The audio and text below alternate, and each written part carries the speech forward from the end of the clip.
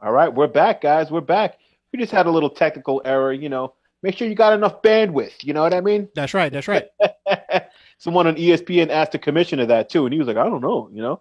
But anyway, we're back at it. And thank you for your patience. We just need to do just a quick systems check and a reset, and we're back at it. Team BK is back, and it looks like Jacksonville is on the clock. Jacksonville's on the clock. Arizona, right before that, picked up Isaiah Simmons. Thank goodness for us for that, because we, as far as Team BK is concerned, we want to keep all of the offensive tackles, as many as we can, when it comes to pick 11, so that the Jets can make the best pick possible. And we are hoping that it is either Tristan Wirfs or Jedrick Wills. And hopefully it's not Mekhi Becton, even though I think I like him a little bit more than the other co-hosts. But I don't want him over Wirfs or Wills by far. No way. So listen, I didn't want to say it. I think we've overanalyzed Mekhi Becton. Really? I think that. What do you think? I think that he might be the subject of paralysis by overanalysis. Really? And maybe that's just the case. But I think that there's worse things that could happen, I think, than us picking him, like picking CJ Henderson. That would be worse to me. Happen. Yeah, agreed. But if you're talking about him or CeeDee Lamb, I'm going CeeDee Lamb in my I'm going Lamb. So that's all I mean from that perspective. I feel like at 11, Becton is a reach. Well, here's what I feel about it. I feel like if Joe Thomas decides to draft Mekhi Becton, Joe Douglas Joe Douglas decides to draft Mekhi Becton, then I got to go with what my offensive line general manager says. I got to have confidence in him, his ability to pick. Well, can we say that after we pick him? But right now, before. But I'm saying that if it happens, again, of course. Before, but I'm saying if it happens, then I have to feel like, this guy knows, he's evaluated, he's a former offensive lineman, and, that's his talent, evaluating talent. I think worst case scenario is CJ Henderson, and we'd all lose our wigs. I don't want now. None of us do. I think we'd lose all lose our wigs. We would lose our minds. I would lose the connection on purpose. Kerry, what happened to you? You would just see beep, and you just see. Sorry. I would just freeze like this. Oh man. It would be a super reach. It would be a huge reach to pick him. Total freeze at that 11th pick. Sure. I mean, if you're going to trade back, I don't even want to try to explain it. Look, we got 3 tackles for 2 picks. Yeah, I mean, the Jaguars. What? Pick is in. What is it? Is it? Ryan, check my text. I gotta disconnect here. Hold on. Get out. Brandon, it's good to go on the feed. Because I'm not getting it. Saying we live. So. Yeah. Cool. Yep. In the same window, or is it a brand new window? It's a new window. It's a new window. All right. That's the issue. It's winders and doors. That's right. Yeah. What? All right. What they select? Who we got?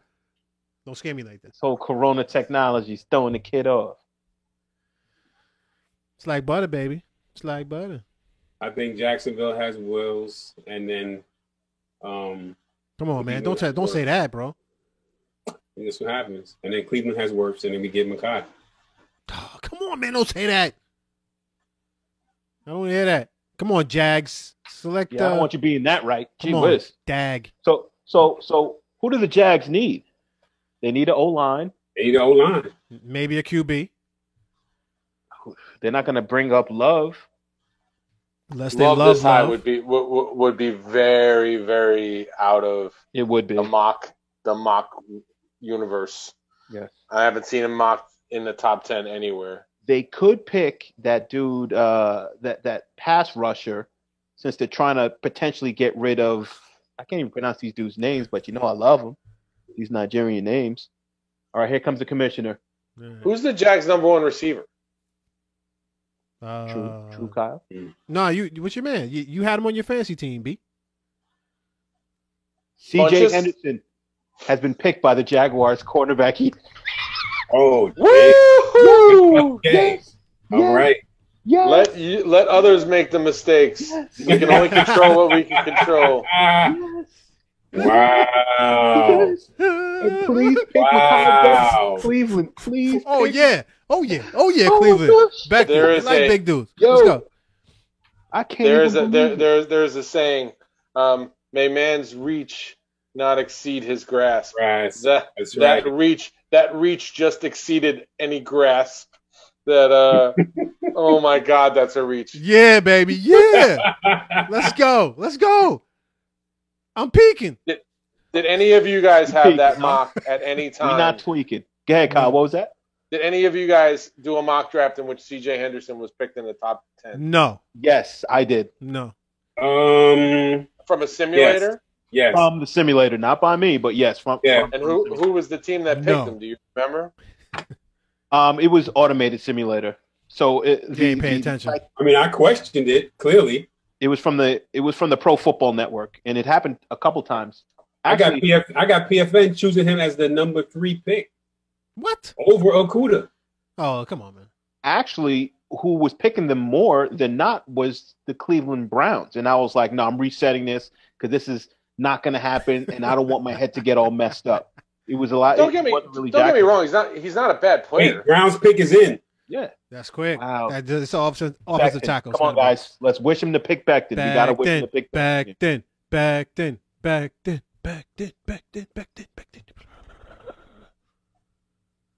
He is a freak, though. Just saying. Sometimes you're too big for the position. Says who? What? This guy Henderson wore 2 different numbers in college. You gonna have a problem with that, Kyle? Yeah, I got a big problem with that. He's off my draft board. I got a problem with your brand when you're wearing 2 different numbers. Can we now get this going this way? Come on. Guy's got a zoot suit, huh? Where's he from? Milwaukee?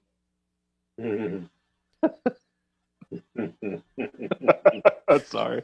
Why you have to do him like that, He's a young kid, man. Just trying to put it together. No, I'm talking about the host on ESPN, not the kid. Did you see Michael Irvin's suit, bro?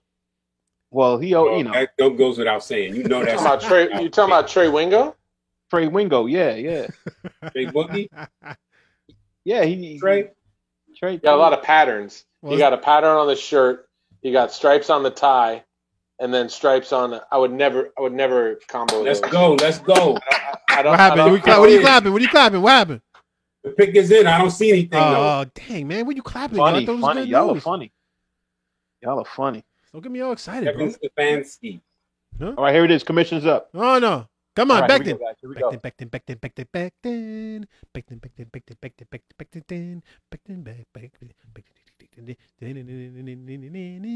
like a PSA real quick.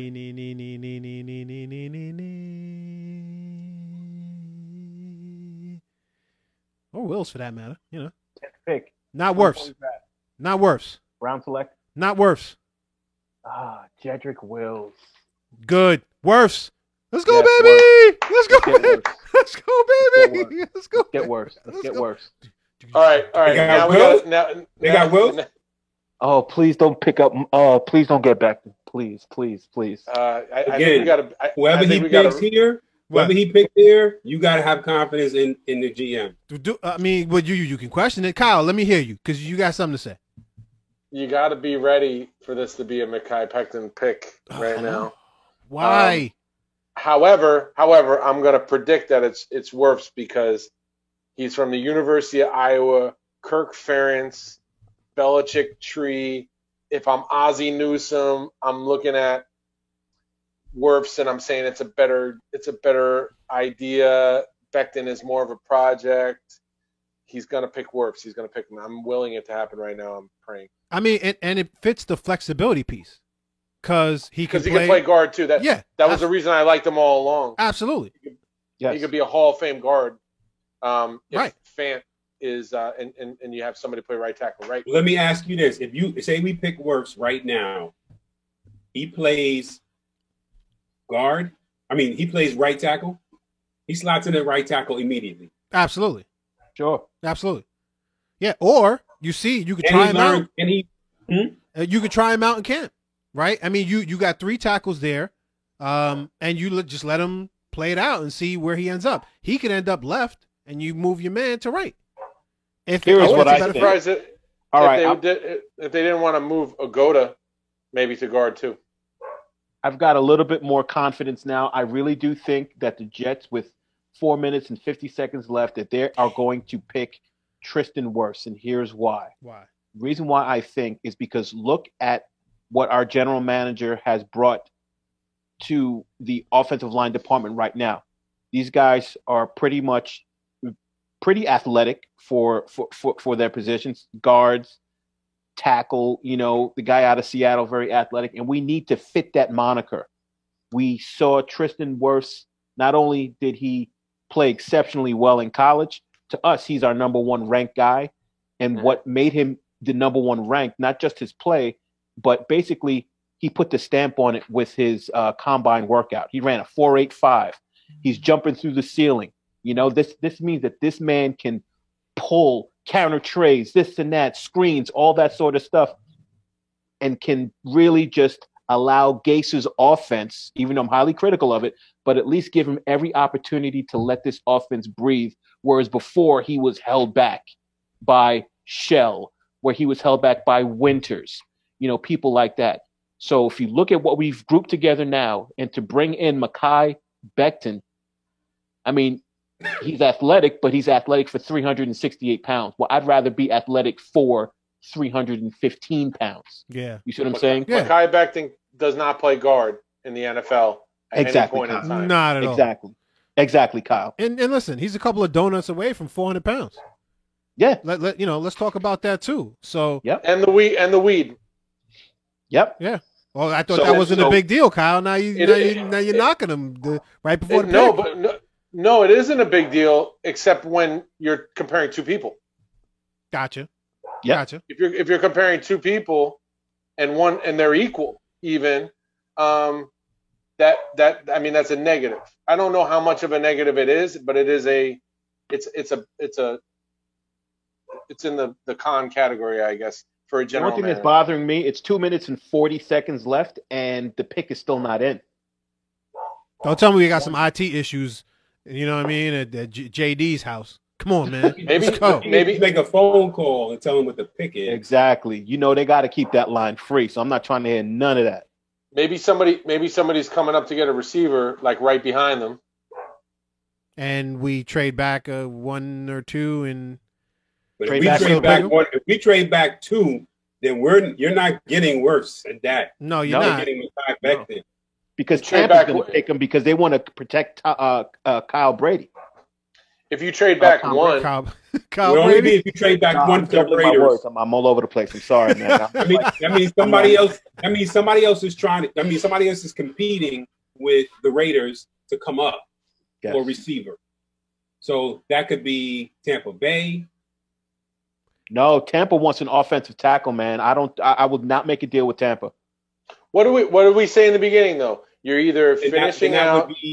Then that would be the Broncos. Yeah, you're either finishing out the run on tackles or you're starting to run on receivers. One part of that's true. Yeah. The thing has fallen in a way in which we literally have whatever we desired. Right? Yeah, right here. And so this is going to show where JD's head's at right here. You know, with 1 minute and 10 seconds left, he's bringing it down to the last daggone second. Trying to trade Stop getting aggravated, man. Stop getting aggravated. Nah, don't tell me not to get aggravated. He started the draft aggravated. Then he got happy, and now he's aggy. Just you went through You went through a whole already. You went through a whole peek me, tweak me in the last 45 seconds. This is gonna make my quarantine right now. I know. Make my quarantine if he picks the young. Oh, the pick is in. The pick is in. Come on. What is it? I mean, hey, so we're not trading. We know we're not trading now. Pick is in. Trading. Right? It's got to be worse. Oh my goodness. It's got to be worse. It's got to be. It has to be worse. It's got to be. Got to be. Let's go. Kid's not a bad looking kid either. If it's worse, what does our line look like? What does our right side of our line look like? Get rid of Winters. McGovern is the center, right? Yeah, he's going to be the center, but he can also play guard. But yeah, and then the guard would be Winters that they haven't released yet. No, we had another guard. Then we signed somebody. We signed somebody. Josh Andrews. Right. No, that's not the guy. It was another guy. No, it was somebody else who we signed. Yeah. Van Otten. Van Roten. Van Roten. Yeah.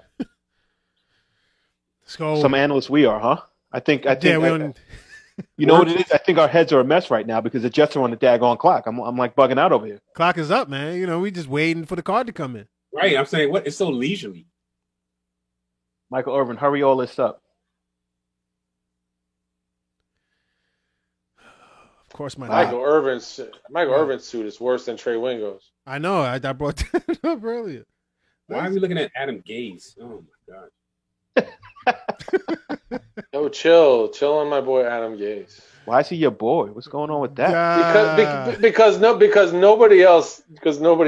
Joe Douglas is hugging. You're playing devil's advocate over there now, just for the playing devil's advocate. Yes, I hear you. Right. He's sitting with him at lunch. With you. Adam Gase is sitting by himself at lunch, and Kyle's going to walk over and sit next to him. I just like to pick fights with Brandon. That's all. That too. You see this? Todd McShay says best available. Worse isn't even in the picture. What? No, well, Mel Kiper, he's number 2. What's going on? Who's one? Come on. Look at all that green. Come on. What's taking so long here? Right, what's up with the Jets bandwidth? The commission is up. He's about to read now. Here we go. 11th pick. New York Jets select Mekhi Becton. Unbelievable. I told you. Unbelievable. Come on. Can you freaking believe this? I told you. Look at him. I'm looking at him right there. Wait, is that him? No, that's not him. That's his pops. I was about to say, yeah. This is this guy. I got a picture of him, man. The dude looks huge. Dude is huge. But come on, man. Really? He has 17% body fat. Ugh. Come on, man. This is such a typical Jets pick. Guys, look. What? Like I said. Trust your GM. Nah. Nah. We've been preaching the same thing.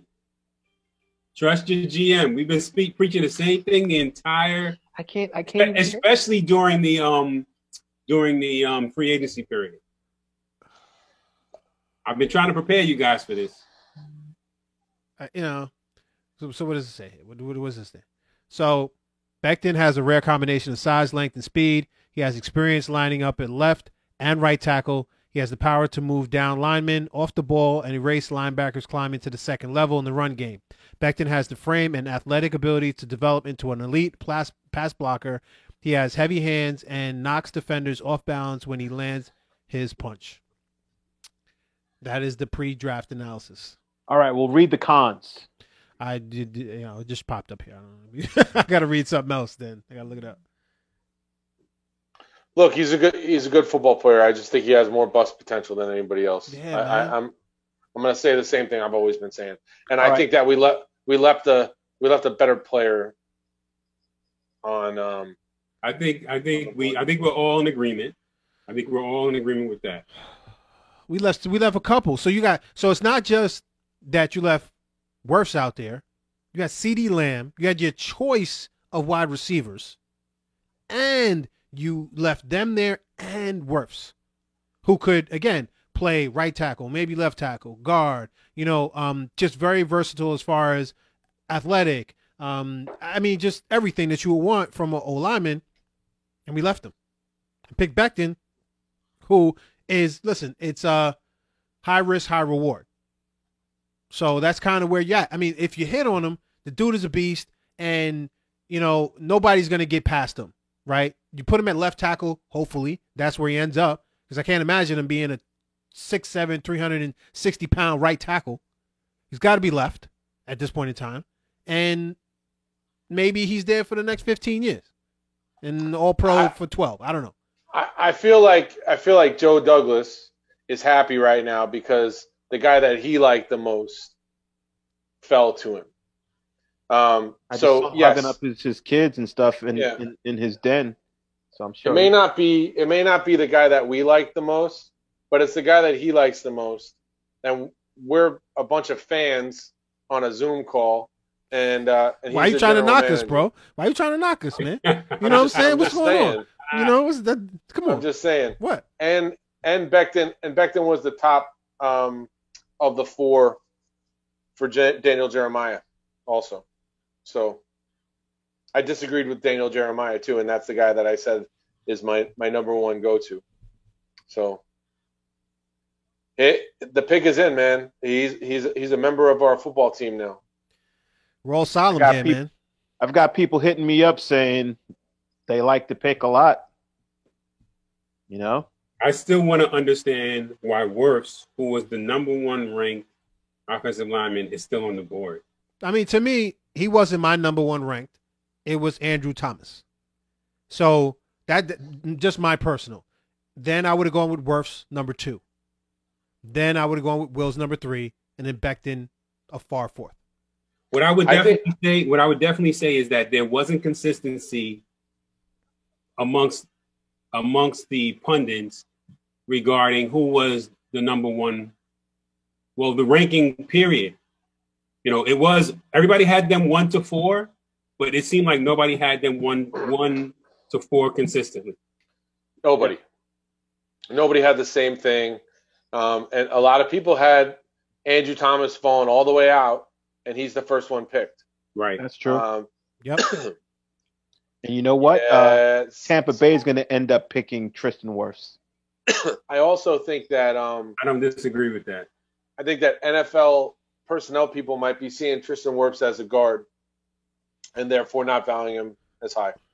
Right. But he's a big guard though. He's like 6'5", pounds, man. 320. So maybe, just digging deeper, that he didn't feel like he was a left tackle. And maybe he felt that Andrew Thomas was a left tackle, and he felt that Becton was a left tackle, and the other two were right tackles. And so maybe he valued it that way, looking at it, hey, man, nobody's going to get past this dude on the left side of the line. That's what we need for Sam Darnold to be able to have time to pass the ball. Well, he ain't going to be able to see over him either. I'm looking at it like this. I'm like, you have a big guy, 368 pounds. If he tweaks his knee, I hope he can recover just as fast as someone who's, say, 315. If he ruptures his ACL, I mean, this is football, it happens. I hope he can recover as quick as somebody who would say 315.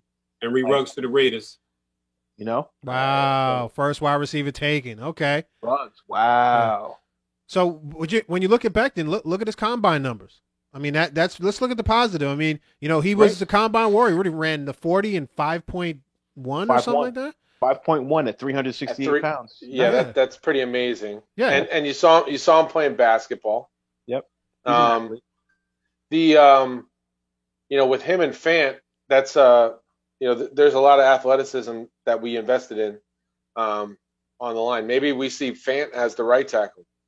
Yeah, have to at this point. You have to at this point. You're not going to put Becton at right tackle. You just Hell no. Just not. It's not going to happen. Guys, I gotta step away and just put the charger in the phone. I'll be right back. Do your thing, man.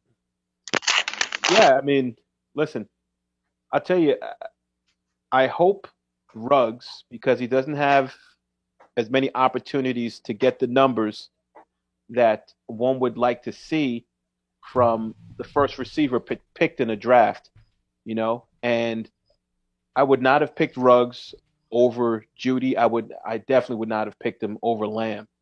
And I hope this doesn't end up for the Raiders like a Darius Hayward Bay, because He's a really good receiver. He's super fast. He ran a 4.27.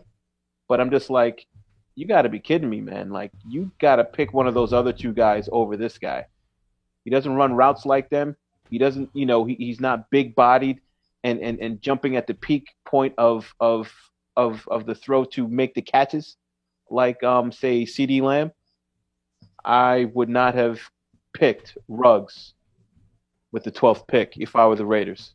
I would have gone Lamb or Jeudy, hands down. Hands down.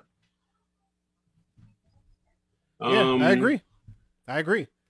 I mean, for us. What? For us. I mean, that's how we feel about him for our team. But I mean, with the Raiders, I just think they wanted a playmaker who could do it all in terms of special teams, kick returning, whatever. I mean, this guy's a tremendous athlete. Oh, absolutely. And again, I like CeeDee Lamb as a better receiver, but for what the Raiders I think were looking for, I think Ruggs was always on their radar. Think so, huh? I mean, it's that classic Al Davis family.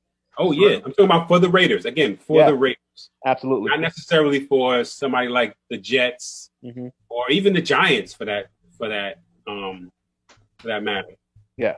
But for that organization, I think Ruggs fits right in. Plug and play. And here's the thing, San Francisco, I think that they're looking for a receiver as well to complement Deebo Samuels.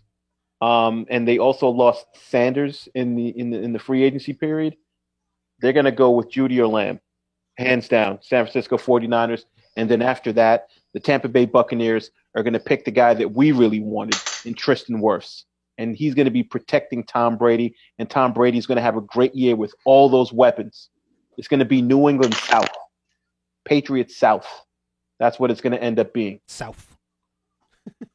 Guys, I don't know. You might lose me at some point just because my phone didn't like the Mekhi Becton pick, and it's got real hot. So yeah, got real hot. Tell them to cool it off. Cool it now. Well, they were comparing Ruggs to Tyreek Hill. So yeah, right. Yes. So and Tyreek Hill does not really run routes; he just gets open. Or they could compare him to Darius Hayward Bay. Come on, man. Come on. That's harsh. That's harsh. I don't know. My son's going to come in and watch the draft with us. Okay. Sure. What's up? Yeah, it's a family affair. I need his commentary too, man. I'm sure he's got an opinion. You know that. Oh, my goodness. Was he a Seattle fan? Yeah. Right. Seattle fan now. He's got a while to wait for his pick.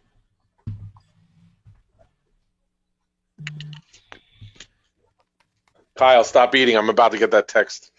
I didn't even have to see it. I felt it. San Francisco they traded with the Buccaneers. The Buccaneers are going to pick Tristan Wirfs now. So they traded one spot down. They probably got a nice, late third round pick or maybe fourth round pick. I'll be right back, fellas. Like the late 80s. And as soon as we know the trade, I can give us the point value. You got it.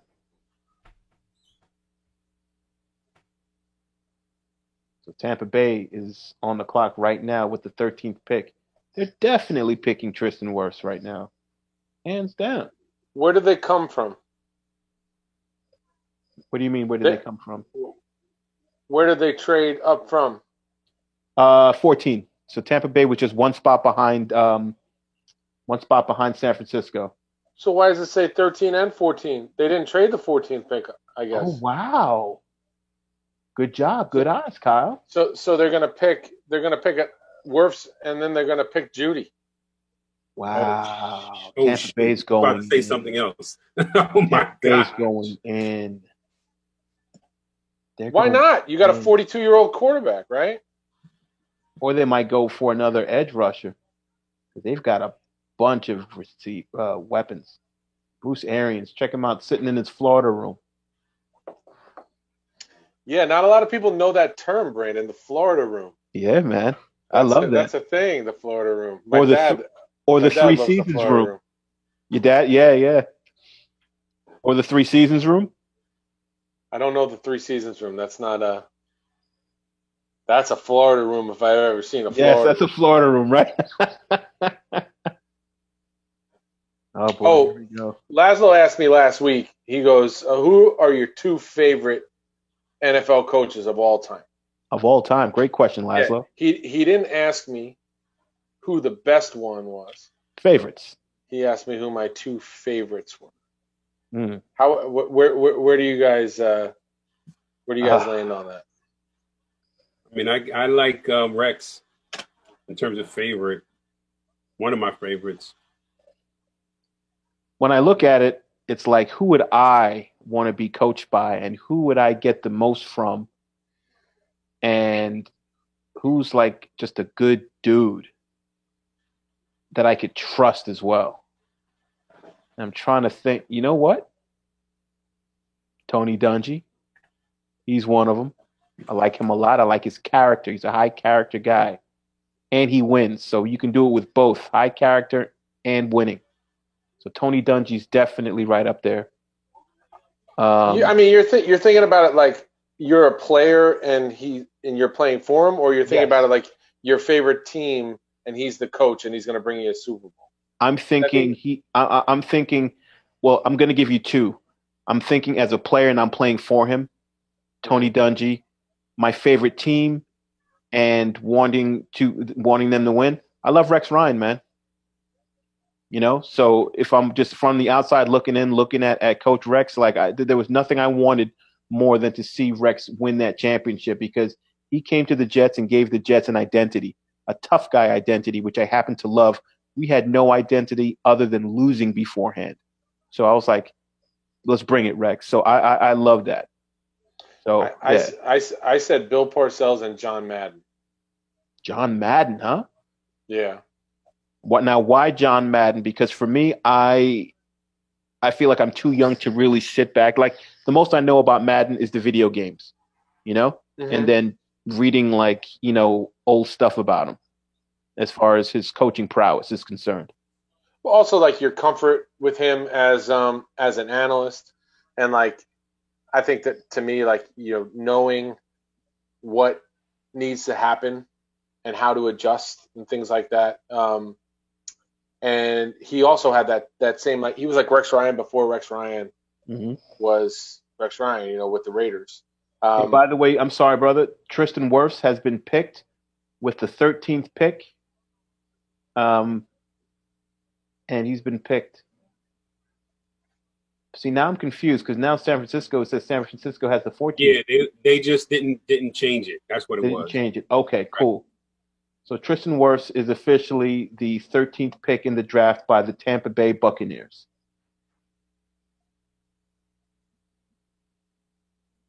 Get the big boy.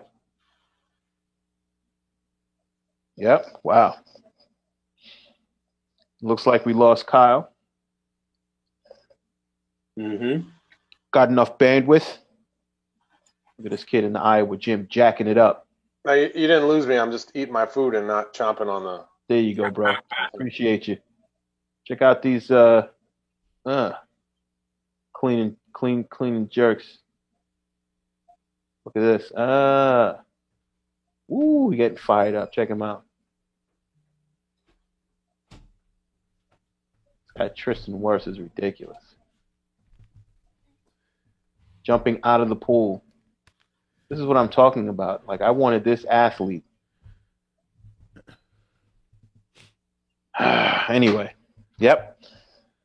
So, Tristan Wirfs playing for the Bucs, protecting Tom Brady. And I called it. Oh, look at this guy just moving, this Tristan. Oh, man. Dancing bear, huh? Yeah, dancing bear. Got him playing left tackle, too, at times. So Go ahead, B. Are we disappointed? I mean, what's the grade on the pick? It's a fantastic pick, and it's No. I'm not talking about them. Going back to 11. Oh, back to 11. I'll give a rat's what about that. Yeah. I'm talking about pick number 11, dude. All right. Well, I mean, I'm still lightly disappointed, but do I think it's a terrible pick? Absolutely not. I think he's a really good player, but I had my heart set on two people, and those two people were Tristan Wirfs and Jedrick Wills, and then the great consolation prize for me was going to be Andrew Thomas. And then a distant fourth was Mekhi Becton, but I still do respect him as a really good football player, like a really good football player.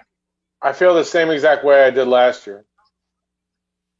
You were disappointed last year, right? You were disappointed. Wow. Like we didn't pick if we were going to pick that player, we were going to pick a D tackle, I would have preferred a different D tackle. Gotcha. Or I would have preferred the pass rusher that we didn't get in Josh Allen. But I don't hate Quinnen Williams, and I think Quinnen Williams is a great part of our team. I think Mekhi Becton is going to be a great part of our team. He does fill a need. And who knows? Maybe time will tell, and we're not right.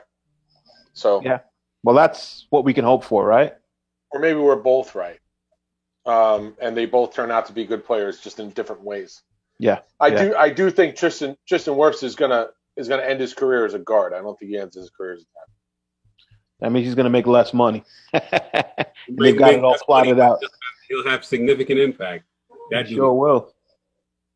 He's already making less money because he got picked 2 picks back in the slot. That's true. Ain't that much less. So all right, so let's look at it this way, and this is what I hate. Is the New York Football Giants, right? And you have their 3 picks over the last 3 years, right? Who are those? Andrew Thomas this year, right? Saquon Daniel Barkley, Jones, and Daniel Jones. Yeah, Barkley, Jones, Andrew Thomas in that order, right? Chronologically. Compare that with Sam Darnold, Becton, and Q. Who is more positioned to win games moving forward, them or us, with those 3 picks? All right. Well, do you think Daniel Jones is better than Sam Darnold? I do. I do not. He's been saying that consistently, though. Okay. I do. I mean, I didn't say it when they picked him. I was like scratching my head and what are you doing?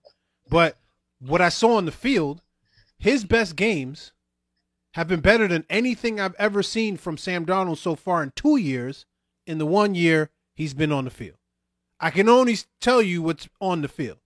And, yes. I don't think that he has better weapons, sure, and he had a better offensive line overall based on ranking. And he had a better coach.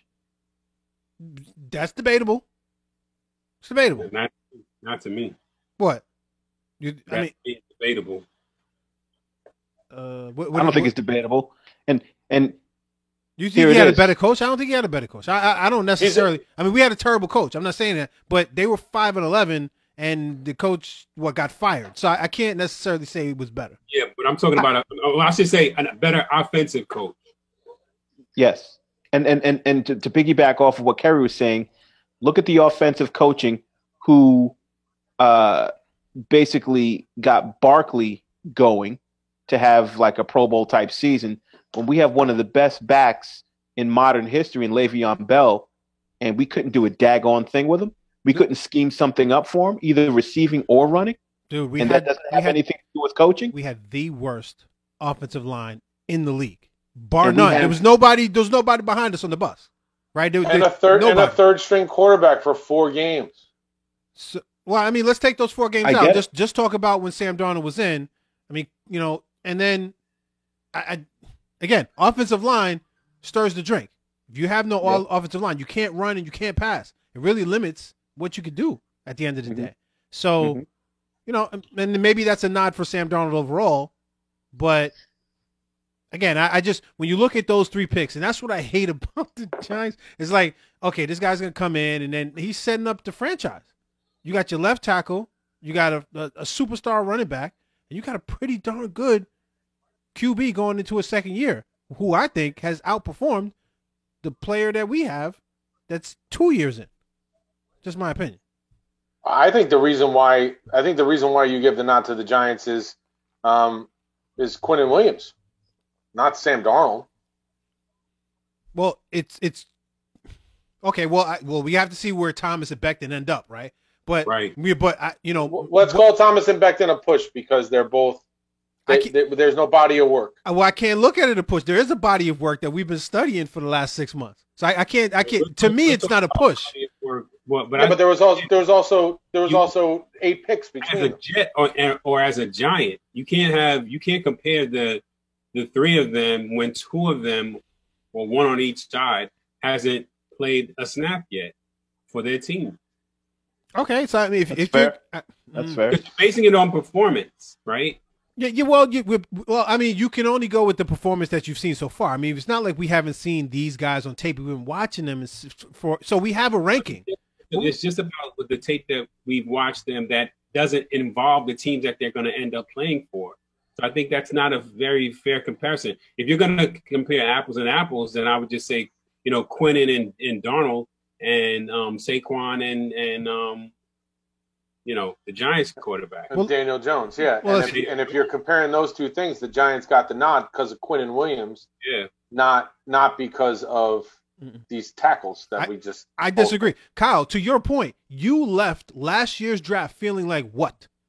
Just like you feel right now. And that's based on what you saw on tape and what you felt like there were better players where we drafted that we did not draft. It's the same thing today. Yeah, but Brian, I agree. I agree with you. Right, go ahead, Kyle.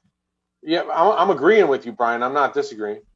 Okay, I mean, so my point is that if Mekhi Becton comes out as an All-Pro left tackle at the end of the year, and Darnold has a transcendent year, meaning he's top 10 in most categories, and Quinnen has 8 to 10 sacks, then this conversation is different.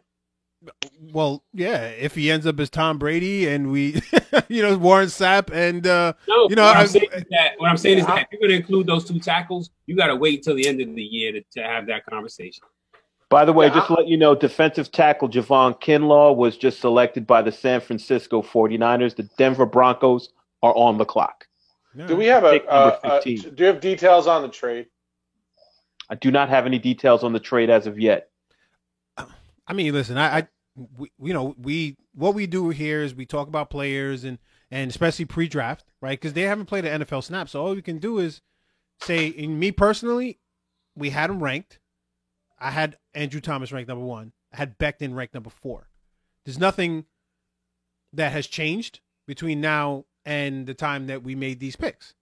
But I feel there's a gap on tape, rating-wise, and I feel like career-wise, and we can only project out. I don't know. I mean, Sam Darnold might be whatever. I mean, the best quarterback on the planet over the next 18 years. If I can step in, I'm very sorry. Can I just give you guys the parameters of the trade just so that we have this info to continue our conversation? Sure. San Francisco 49ers moved up to the 13th pick. They were 14. They moved up to the, let's see here. So Tampa Bay moved up. I'm sorry, Tampa Bay moved up. My bad. So Tampa Bay's pick was worth $1,100, and San Francisco's was worth $1,150. So Tampa Bay gets the 13th pick, and then San Francisco gets the 14th pick, and then they also get pick number 117. I believe that's the 4th round. That's it. To move up one spot. Pick 117 is the 4th round, and it is a 60. It is a 60 point thing. So Can I please correct my mistake? I'm very sorry, Kyle. Mm-hmm. San Francisco getting the 14th pick and 117, and giving them the 13th pick. Tampa gets the 13th pick and a 7th-round pick. So Tampa Bay gets a 7th-round pick as well. Correct. It's what, 217? I don't know. It doesn't say here. I mean, it's worth nothing. It's just a throw-in. I mean, so all right, so let's say it's 217, which is San Francisco's pick in the 7th round. They have other ones too. They have 245 as well. But basically, they traded 1,165 points to get 1,150. Yeah, push, I guess, right? So yeah, so I mean that's one of those things where you're just picking up an extra pick, and you are pretty much in the knowledge that if you let this guy move up to your spot, that they're not going to pick the guy that you want. Right. So, or if there's somebody else who's bargaining with that other team to get that pick too. Mm-hmm. Yeah, so it's a very pedestrian trade. So Denver's on the clock? Yes. So the drop of CeeDee Lamb. You know they get CeeDee Lamb. That's who they picking up right now. Yeah, CeeDee Lamb is dropping. Judy is dropping. I mean, this is all good news for us. I think maybe it pushes a lot of these wide receivers back into the 2nd round. And that's what I want. Don't give me Hamler and don't give me Rager. I don't think it does that. I think it just shuffles the top of the deck. I'm just saying. I don't think Hamler has really he doesn't have the makeup of the type of receiver we're looking for. I mean, if he's a late round pick, I mean, I'm definitely not like 2nd, 3rd, or 4th. I mean, but if he's like a 5th round pick, I'd take a flyer on him. Well, I mean, he's 5'8". Okay. Like 5'8", 5'9". The Broncos. Who? Jerry Jeudy goes to the Broncos. Wow. They picked him before CeeDee Lamb. Wow. Yeah, I mean, I think the receivers are kind of like the tackles. People have the one they like. Yeah, sure. Yeah. Flavors of ice cream. Mm-hmm. Flavors of the Like I said, I liked him. He was my 1A, whereas Lamb is my 1. So, you know. But butter pecan chocolate deluxe. Oh man, these guys were back to me. These guys. Yeah. There's a lot of comedians on this feed right now talking about Brandon. Brandon would be great playing for Sam Weish.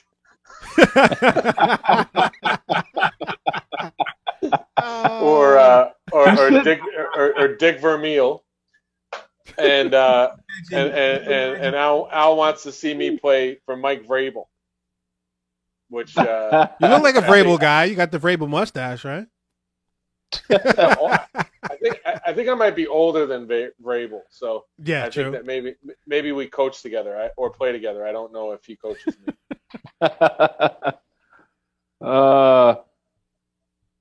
This is funny. Let's see. Judy time, Judy.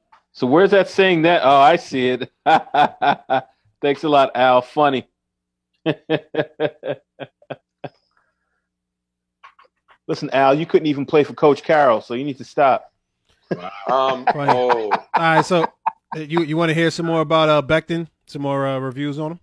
Yes. No, are they positive? It's half and half. All right, let's hear it. So NFL.com, enormous frame complemented by surprisingly nimble feet and functional athleticism to handle either tackle spot. Becton's combination of movement and force should allow him to fit easily into all running schemes, but he needs to play with better patience in order to control and redirect all that mass into centered blocks in both run and pass. His technique and setup are better than expected in pass Can't pro. hear you, B. Can't hear me? Hello. I can hear you. Yeah. Okay. His technique and setup are better than expected in pass pro, while his size and length allow him to recover and redirect both inside and outside rushes. With all really big prospects, weight and quickness will be concerns, but Becton's area of concern are correctable or manageable if he's disciplined enough to prioritize them.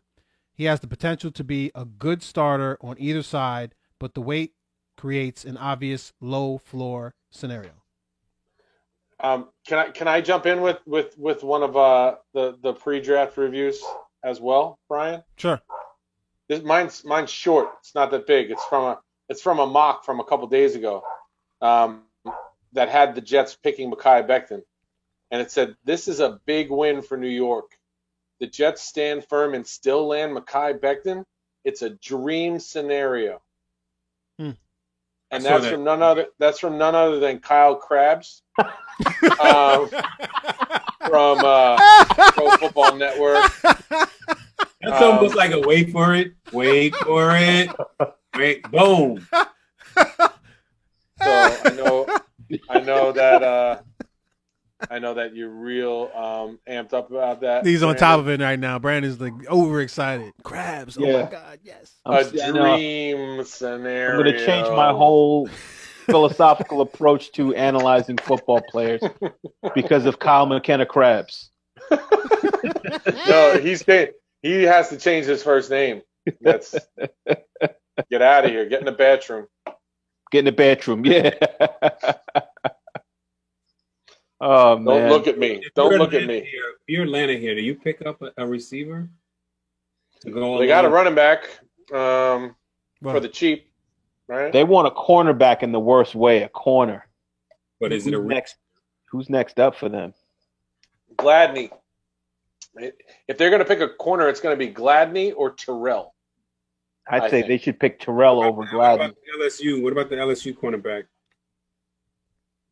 Which one is the LSU cornerback? Christian Fulton. Oh, yeah, that's Fulton, too. Yep, he's valued high. In the top 20? I think so, actually. 24. I don't know. I'm actually surprised that two corners have gone in the top 20. I thought that you'd have like maybe you'd be going into like 20 to 30 for another corner. Yep. It looks like the edges are weak this year, right, guys? Because we haven't heard. On the corner. But I wouldn't reach here. I wouldn't reach at what it is 16. Yeah, 16 on the corner here. And the pick is in for the Falcons. Kerry, you're using the CBS big board, right? What does it tell you? It's who's best player available right here? Best player available right here? Besides CeeDee Lamb. They could pick CeeDee Lamb here. CeeDee Lamb and Julio Jones. But they also have Calvin Ridley. Calvin Ridley. That's right. Yeah. That would make zero sense. Yeah. Kinlaw went already, right? Yeah. Yes, Kinlaw went already. They need an end. They need an end in a worse way. Yeah, they need defense, period, yeah. Chase on. Yeah. It's good picking Chase on here. Yeah. Yep. Good value pick at 16. Yep. Chase on is a good value pick for anybody but us. Just don't have us pick him. No. Nah. He would be the second edge off the board after Chase. So we content staying with our second round pick? Do you trade back into the first round if you guys there? Who's our guy? I don't know. Who's your guy? T. Higgins? Nope, I'm not trading up for Higgins. I'm just asking. No, I'm just letting you know. He would be a guy in the second round, but I agree with Brandon. Unless he was like right there in the second round, I'm only trading up like one or two picks. I'm not trading up that significant. And this is something that we haven't spoken about a lot. You know, I mean, like we've already thoroughly kind of diagnosed and kind of unpacked Brian's favorite phrase, right, B? Unpack the whole Mekhi Becton thing, whether we love it or don't love it so much. But we do know and acknowledge that we got a very good player. Okay, boom. Period on that. Second round. All right, the second round. And us here at Team BKBK, we've done hundreds of mocks and sent it to one another and picked things apart about our individual philosophies. I want to stay on offense. All right, we just got our quarterback, our franchise quarterback, a bodyguard. Okay, now let's give him a gun to shoot with. Okay, Pew. And for me, I'm looking at either Brandon Ayuk out of Arizona Is it Arizona or Arizona State? Arizona State. Arizona State. Or Michael Pittman Jr., big, tall, surprisingly fast. He ran a 4.52, and they say that he potentially has the best or stickiest hands in all receivers in the draft. So I happen to like him. I've liked him for a very long time. So one of those two. And I want to go offensive tackle, which we did. I want to go offense as far as wide receiver with pick number 48. And you know what? I want to go offense wide receiver again in the third round, pick number 68. Boom. How about that? I'm not playing. I'm gonna put this out there too. You love Pittman. I do. He's your favorite. No, I didn't say that. No, I mean he's one one of your Red Star guys. He's one of your he consistently he's your second round pick. Yes. Yeah. Yes. So I heard an interview with Pittman on the podcast, and I was super impressed with him. Oh boy. As a human being. Falcons pick is in. For Dallas? Falcons pick is in. Oh. Yeah, they already picked already. Who did they pick? Oh, you're not gonna like this. What's up? What? AJ Terrell. Why would we like that? I know. Well, right. That's what Kyle said, right? It was either going to be Terrell or Gladney. I mean, or Gladney, right. Listen, take all the defensive players that you can and push back all the wide receivers into the second round. Yes. Push them all. Take all offensive tackles, take all of that stuff right now. Take all of it and push all the wide receivers back into the second round so we have our choice, baby. Exactly. I think me and Brian are basically saying, thank you, can I have another? Yeah. Getting back to what I was saying, though, like, okay. Two things. Like, these interviews that the players do with the GMs that we never see are a huge part of the selection process, especially in a year in which you can't go and do an on-site visit. So, B, why you everybody sideways now? What's going on there? Oh, you are sideways. Yeah, Kyle went. Yeah, you went sideways. You went sideways with the dialogue and now with the imagery. He's frozen. Are you going Michael Pittman or Denzel Mims? I'm going Michael Pittman. I've been hearing whispers about not being able to necessarily trust receivers that come out of Baylor. Like they always come out and they shortchange you. You know? Mm-hmm. I know that in our talks, you kind of like Mims. And plus Mims, I'm heard, is not going to fall to the second round. So I'm just thinking realistically. So I won't even have to engage in that internal battle because Mims is going to go in the latter part of the first round. And there's a chance that Pittman could be around at pick 48. And before he was ranked in like the mid 60s. Now he's being ranked in like 50, 51. So he may or may not be available at 48. Well, I'm thinking isn't 48? 48 is where we pick next. Mm. Yeah. So but they're pushing, like you're saying, Brian, they're pushing down all of these other wide receivers.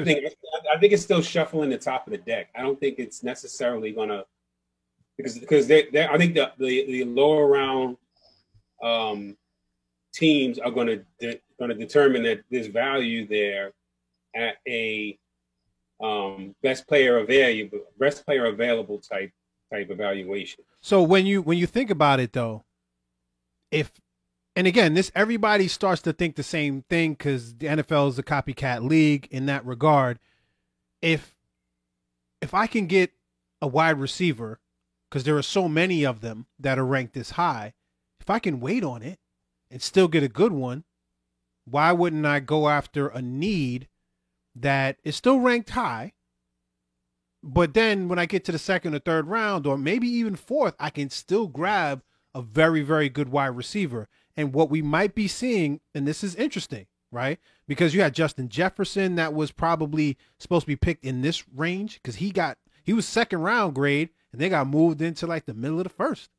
Mm-hmm. You know, we're talking about your man hasn't even been picked yet. You know, potentially consensus number one wide receiver hasn't come off the board. And we're at 17. He might get picked right now.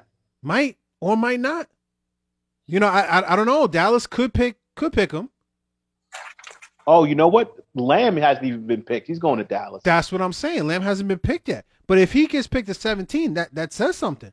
Jerry Jeudy got picked at 15. He was supposed to go like right with us. 11, maybe 10, maybe 9, maybe 12. Now he went 15. Jerry Jones is picking Lamb. I can't see how Jerry Jones is not picking Lamb. He just got Lamb all over him. Lamb all over him. He does. Yeah, well, we'll see. And the pick is in, by the way. The pick is in. Good. I think I'm a minute and a half behind you.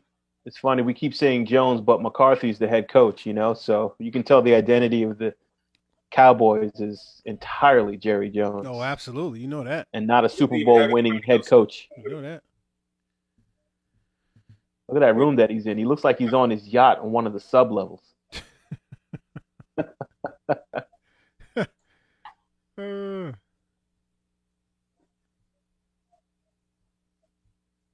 All right, looks like head coach and owner are having a great convo. One looks like he's in a borderline, like makeshift den / office. The other one looks like he is on the subfloor of his yacht on a pearly white couch. Don't get any drinks on there. You can't sip red wine down there. He's like, the phone is ringing. Answer the phone. Jerry Jones, he makes him stay on that Pinot Grigio. Like, you can't have red wine down there. Yeah. So we got, baby. That's all. Like, no sangria. No Cab. No Cabernet. No Merlot. Nope. Definitely not no Merlot. Cowboys. That's that deep red. You know that. CeeDee Lamb goes to the Cowboys. It's official. Wow. Mm-hmm. Wow. And plus he's from Oklahoma. I mean, he went to Oklahoma too. It's just right above Texas. He's at home, man. CeeDee Lamb is at home. They got a high-powered offense. Oh, forget about it. Yeah, buddy. Forget about it. Mm-hmm. Great pick. Fell right to you. I did not expect CeeDee Lamb to be there at pick number 17. They've been picking well for years, man. Yes, they have. You know, when you have a problem paying everybody, then that tells you that you've picked well. Exactly.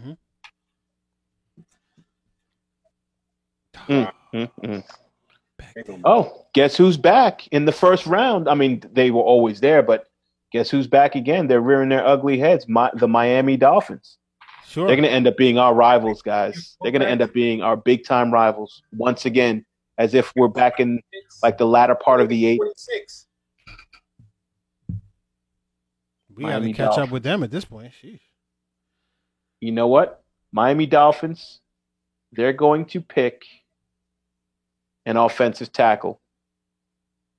And I think it's probably going to be Josh Jones. Josh Jones, yeah. Since our 4 premier tackles are off the board, if they don't trade back. Either. What was that? And it wouldn't be a reach for them either. It wouldn't be a reach because they're already at pick 19. Right. And if they don't go to Josh Jones, they may go to that dude Ezra Cleveland out of Boise State, who's a very athletic offensive tackle. Not as much push and not as much power, but he is athletic and a great pass protector. So we'll see what happens here. This guy, CeeDee Lamb, definitely looks like – who did I say, Brian? Brian's getting his headset on. Yeah. Brian. I hear you. Who did I say CeeDee Lamb looks like again? That rapper from Harlem? Oh, A$AP Rocky? Yeah, he looks like A$AP Rocky. Definitely looks like him.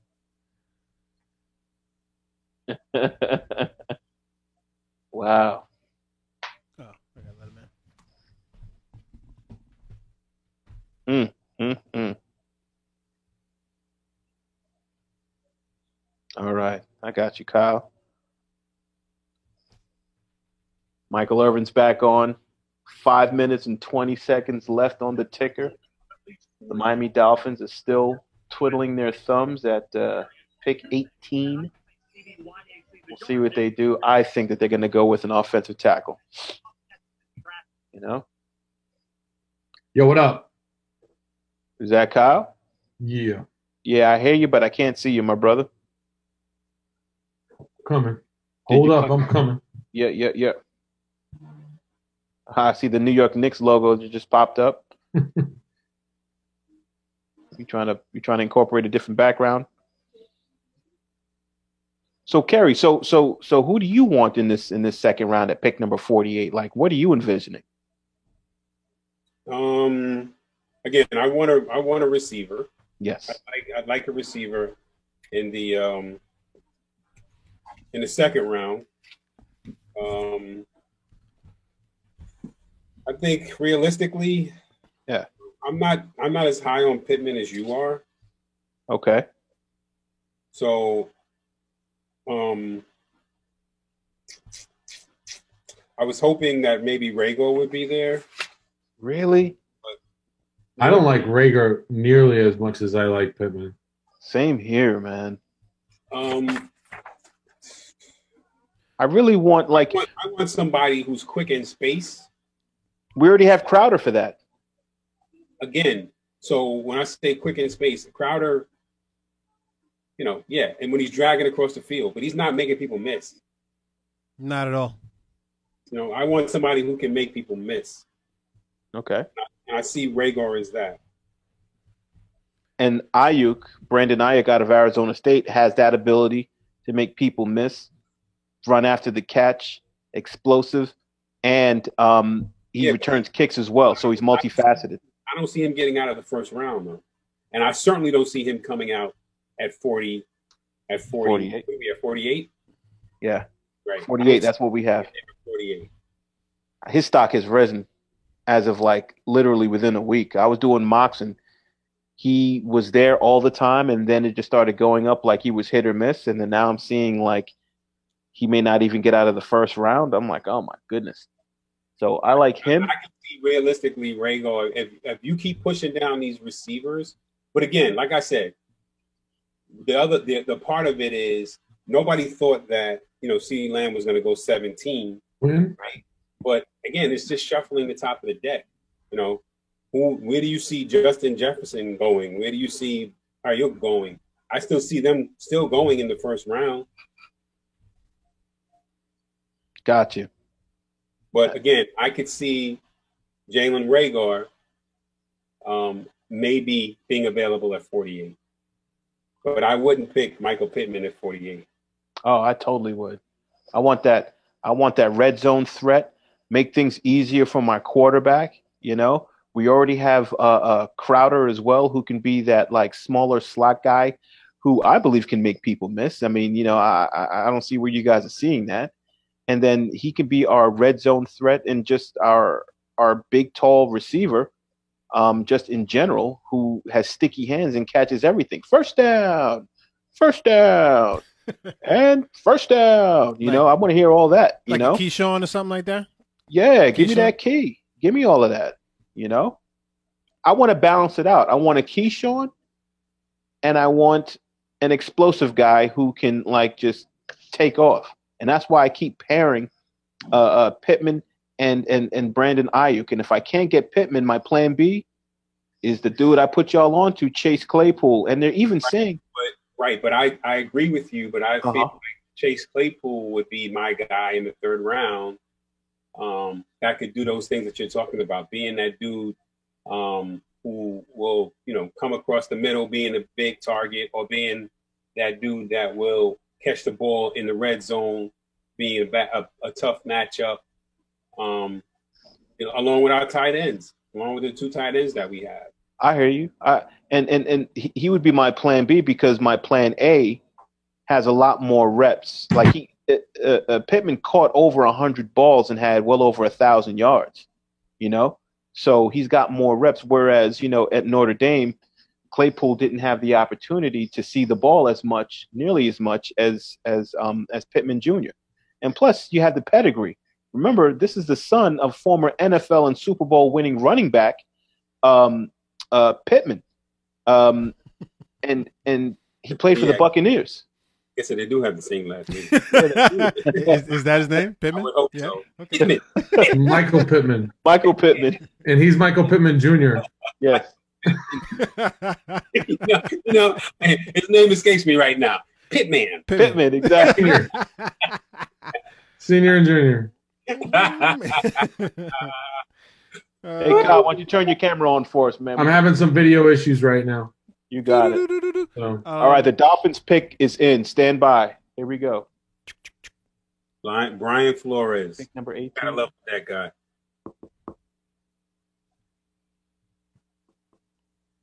Austin Jackson out of USC. Nice. Let's go. Anything but wide receiver. Dolphins they trade. Dolphins Steelers. No, it's an old trade. That's an old trade? Oh, yeah. Minka Fitzpatrick. Okay, I see. That's how they got Now the pick. The Raiders are up next at pick number 19. This guy, Austin Jackson, he's from Phoenix, huh? Hometown Phoenix. His grandfather, Melvin, won the 1974 national title at USC. He might have played with OJ. Melvin and the Blue Notes? Harold Melvin. Got that little widow's peak as a young kid, too.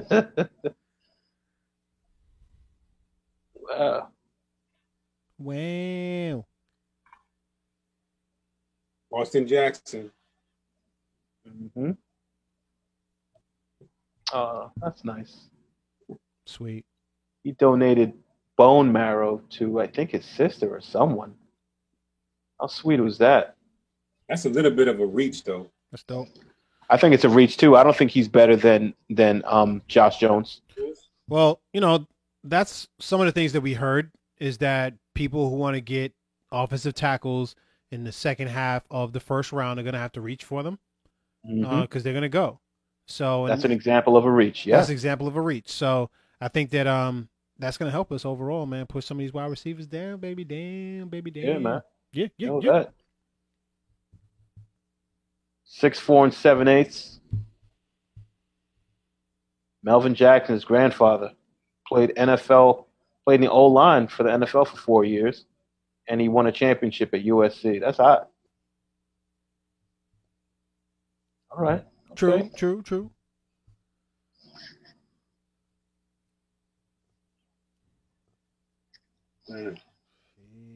Raiders are on the clock right now? Yes, pick number 19. Raiders are on the clock. And they only have 4 minutes, 15 seconds left. Have no idea what they're going to pick. But It's 10:30 already. Wow. I know. And the draft started at 8 o'clock? Well, yes. 8:30. 8:30 by the time they had all the fanfare and all that stuff. But, yeah, sure. Austin Jackson. Jeez, got a long way to go, bro. Well, listen, once we hit pick 20, we're 2/3 of the way there just about. Oh, see who he threw it to, right? That's my man. He threw it to him. He threw it to Pittman because of Austin Jackson blocking well. That was a great catch by Pittman Jr. Yeah, I know. I'm going there. Huh? I'm selling it, man. I almost sold worse and ended up selling him down the river. All right, I guess I'll be satisfied with Becton because it's not like he's a lame. What'd you say, Kerry? Couldn't hear you. And you sold them cheap. At least we get our money's worth. He's a big dude. Yep. Definitely a big body dude. Mm-hmm. McKenna. Check out Flores' kid. He's making faces into the camera. Nice. That's real world work from home. Right. You know what I mean? Kids is there making. He's gonna make a meme. This whole experience, man. That kind of stuff, like dad's working. Mm-hmm. They're showing Pittman highlights right now. Yeah, told you. They were showing Austin Jackson highlights, and Pittman was in. I know. I was just saying, and I love it. I love it. Just don't show him too much that someone's going to get a cute idea of picking him at number 47 rather than 48 Jets. Daggone it. Knowing my luck, somebody's going to pick him with like the 29th pick in the first round. I'm going to be like, oh, gee whiz. Good. All right, Raiders are on the clock. Here we go. That's a pretty good draft so far for the Dolphins. Yeah. They're doing a PSA right now before they pick the pick. It was a little reach. Austin Jackson was a little reach where they got him, but I mean, they're not upset. Yeah. You pick. It was he a left tackle or right? He's a left. Left. I don't think it's that much of a reach considering that that second tier of tackles. A lot of people are all over the place with that as far as the Josh Jones, the Austin Ezra Jackson, Cleveland, Josh Jones. Yeah. Uh-huh. Yep. All right. Here's the pick now for the Raiders. Number 19, pick 19.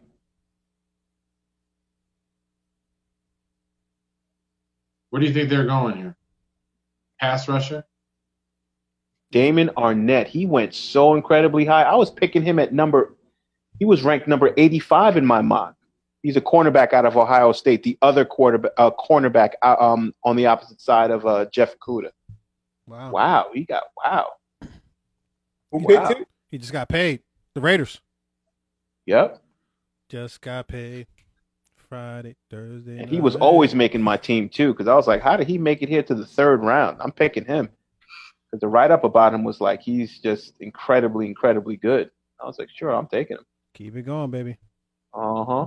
You know, You think this version of the Raiders? You guys think this version of the Raiders is going to be good with Gruden and Mayock? Because I don't. Seems messy already. When you say Gruden and Mayock, I mean it's really Gruden. General manager is big. You know, it's damn. I mean, he's ended up making those first round picks that he acquired work for him so far. You know, and if he can get Derek Carr to play like Derek Carr, so now Derek Carr is sitting back breathing a sigh of relief. They've gone to 2 first-round picks, and he didn't go for Love, that quarterback, which I've been seeing in some mocks at pick 19. And so far, Derek Carr can just sit back and kind of breathe a sigh of relief and be like, all right, now I can try to quarterback with some of these weapons that they're trying to accrue for me. So I think so far, so good. Well, when you look at Amari Cooper and you look at Mack, people they traded away, would they be a better team with those players?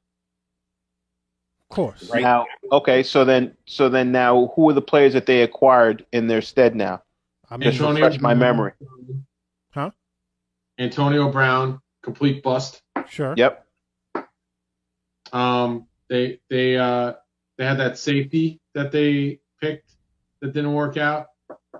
Wasn't that Carl a corner? Joseph? Oh no, I'm sorry. That's the wrong person. Carl Joseph. They picked him like 3 years ago. 4 years ago. That didn't work out.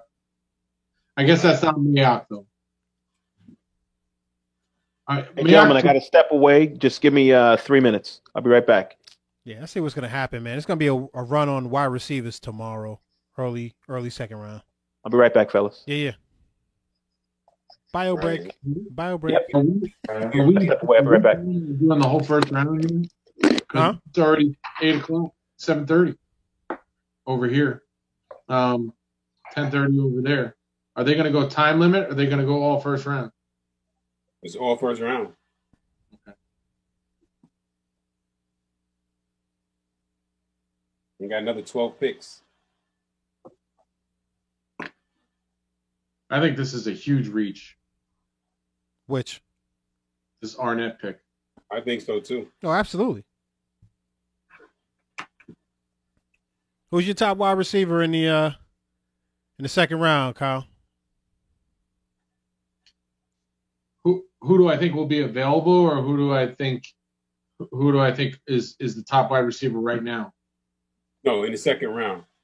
You got to pare it down to see who you think is going to be there in the second round. Ayuk or Chenault?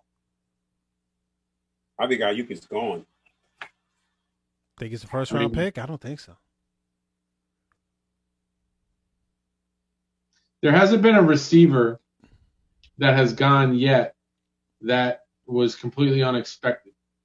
So there's no outlier receiver that's come in yet. So you got Ruggs, Judy, and CeeDee Lamb off the board, right? Those are all the receivers off the board? That's the quote unquote first tier. All 3 of them are off the board. Nobody else has been picked yet.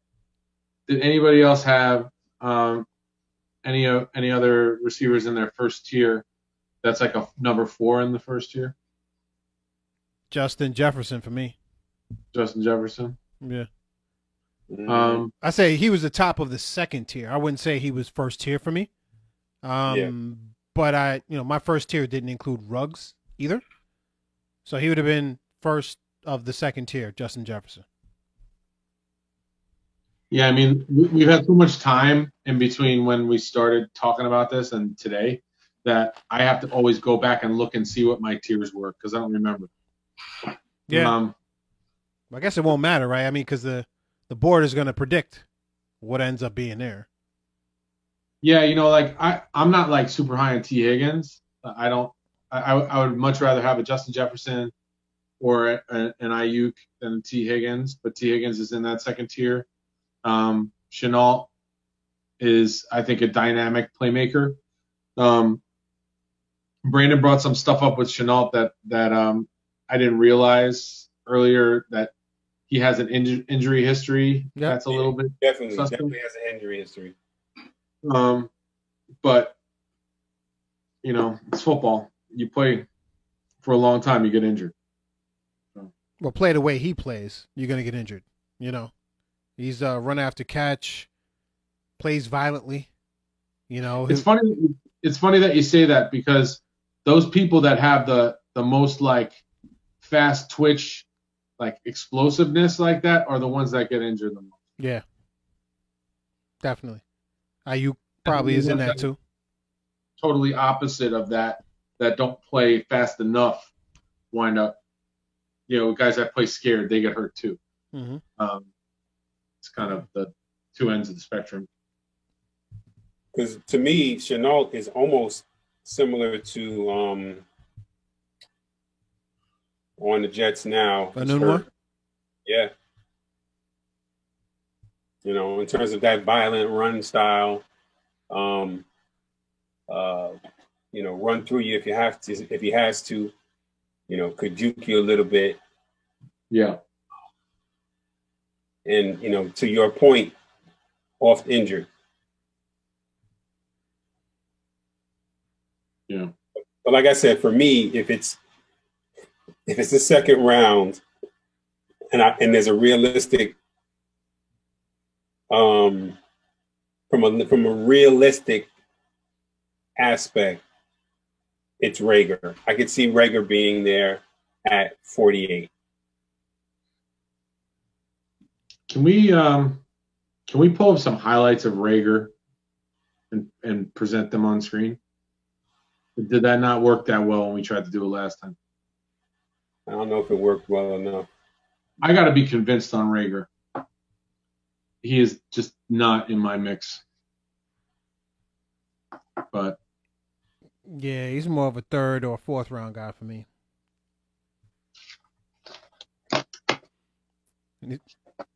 I would like to see us get that value receiver, that value D end, like that Kenny Wilkes guy. In the second round? No, not in the second. I'm talking about later on. Second round. I mean, if that guy Gladney is still available in the second round, I might go that direction. What's up, fellas? He's a top end corner in this draft, and I don't know what's the word on the street with the Logan Ryan. I think they wait until after the draft. Yeah, they're still talking. Yeah, Jacksonville just picked the outside linebacker from LSU, Clavon Chason. Love it. Oh boy. So you know what's going on now. You know what's going on now. You know what's going down. You know what's going down. What's that guy's? What's Ndikwe's price? I think he's going for like $18 million a year, though. Something crazy. He's going to go for $18 million a year. He had the same amount of sacks, I think, as Jordan Jenkins. He's had 37 and a half sacks over 3 years. He fell into that lapse happily. I heard that number Brian shouted out. I heard that. Yeah. Yeah. That's consistency. Yep. Especially given what's going on right now. I mean, listen, they just signed the Big Cat to a franchise tag, and I think that's like 15 or 16 million a year. Of course, a high-end defensive end, a defensive lineman is going to try and get more than that. So that's why I quoted the 18. So it's tough. No thanks. We ain't got the money for that right now. Nah. I mean, it was Trent Williams. That would have been one thing, but we didn't even have the money for him either. So. Goodbye, Trent Williams. Nice knowing you. Done. Man. So everybody consensus, wide receiver second round, right? Let's do it. Sound about right? Yeah. Yeah, we just not consensus on who it would be. Sure. Oh yeah. Definitely. Well, exactly what happened when we mocked it. Yep. So now, let me get this straight. So now Jacksonville has 2 young edge rushers, bookends, and a disgruntled young 26. How old is he? Like 24, 25? He's on his first contract, right? Yeah, so he's 25, like, I think. Right. Go ahead. They're just rotating these guys in. Are you kidding me? That's great. They drafted Leonard Fournette in the first 10 picks, and now they don't even want him anymore. So they haven't hit on everything either. And I understand that, but I'm saying what the position that they're in right now is, it's almost like gluttony. Like, what do? You have to trade this guy. But so the issue with trading him is you're not going to get premium because they know that you have to trade him. Should have traded him already. I mean, that's the bottom line. Should have traded him before the draft. Now you're kind of stuck with whatever you can get. So after the draft, he's not going to be worth much, not as much. And the fact that he's running his mouth to the owner, like, what team is going to invest that kind of draft capital in that kind of dude, given the situation that they're in right now? The only they have to trade him. The only thing is probably that he probably has a deal in principle, or they have a deal in principle with somebody who needs to drop salary on June 1 in order to sign him on the term. Yeah, that makes sense too. What are you saying, Brandon? You said, uh-oh. Yeah, I'm looking at the Eagles. The Eagles, they missed Deshaun Jackson. Oh, they need a wide receiver. They need a receiver, and I think that they're going to get Justin Jefferson. Oh, sure. The pick is in, and we'll see what they say, but I think that that's what's going to happen. It only makes sense. It only makes sense, yep. But as what we were saying before, we want to push all that down to the end. So far, pretty good, right? You know what I mean? But I just want to push it down as far as we can go. Well, let's look at it. You got the Eagles; they need a wide receiver. The Vikings need a wide receiver. Yep. The Patriots need a wide receiver. Mm-hmm. Yeah. The Saints. Yeah. You need a complimentary wide receiver to take a little heat off of your man. Absolutely. Yeah. So that's one there too. Dolphins at 26. After they go left tackle, quarterback could go, wide receiver there too. They could. They need something. I mean, they can go all over the map because they have needs all over the place. But they could go wide receiver. So, so you have that. Seattle does not need a wide receiver. They could go. They could, but not necessarily. I think they're going to go defense. Ravens. They just Hollywood Brown last year in the first round. I don't think they double up. Just doesn't seem like they're. Yeah, they're not going to double up. Plus, they have good tight ends already, receiving threats. Mm-hmm. Tennessee. They can use a wide receiver. Eagles pick is in. Oh, Jalen Reagor for the Eagles. It's not Justin Jefferson. Jalen Reagor. Good. I'm glad he's off the board. That's great. That's great. That's the guy that nobody wanted. Wow. Yeah. Now, okay, so these are the nobody wanted.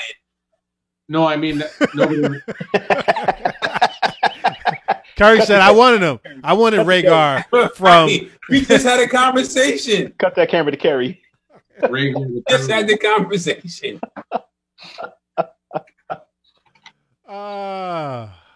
Okay, you really liked him. I told you that he wasn't even on my 4 tiers. Right. You had me searching highlights for this guy. Listen, man. I know, because I wanted to reassess how much I didn't want him. And now I really don't want him because he's on another team. Funny.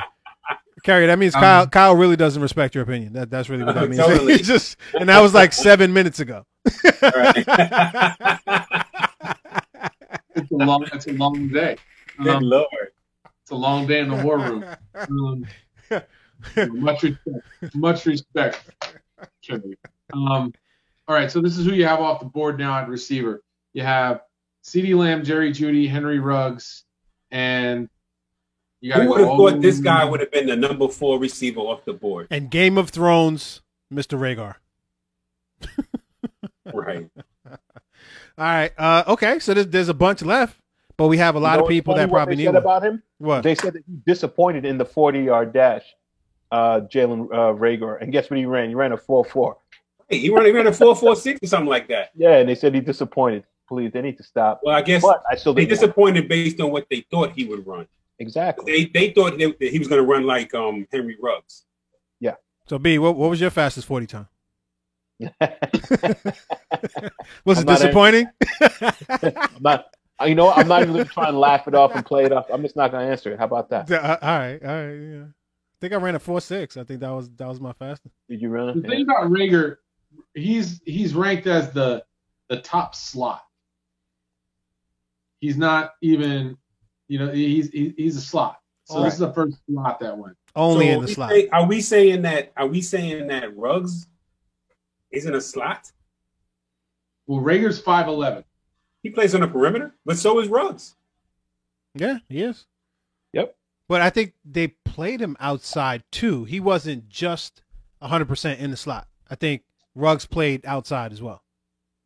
Yeah, I think they mixed him up and stuff, just try to create matchup problems because of his speed. Yeah, I think they're trying to pigeonhole these guys into traditional, NFL positions when most of them move around anyway for the purpose of creating matchup problems. So yeah, he might start in the slot and then end up going in motion and being on at the split. But my point is that he's a speed guy who has a similar skill set to Ruggs, who, like you said, gets hurt, or has gotten hurt, or has had problems with injuries. Yeah, well, don't disagree with that. I think people are really high on Mims. So I think that Mims is going to go before we pick. Brian is one of them. Brian they loves were high Mims. On Mims. They were higher on Mims than they were on Rhaegar. Then why didn't they just pick Mims?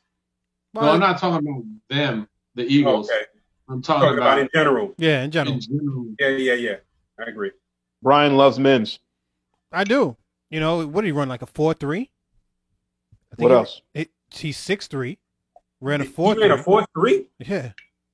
I'm going to look it up, but I think he ran a 4.3 in the combine. Let me look that up. Yeah. Mims. I don't disagree. I don't doubt you, but I don't remember hearing that. Sounds like you doubt me, though. I'm just trying to. Yeah, I do. Yeah. 4.38. Sorry. My bad.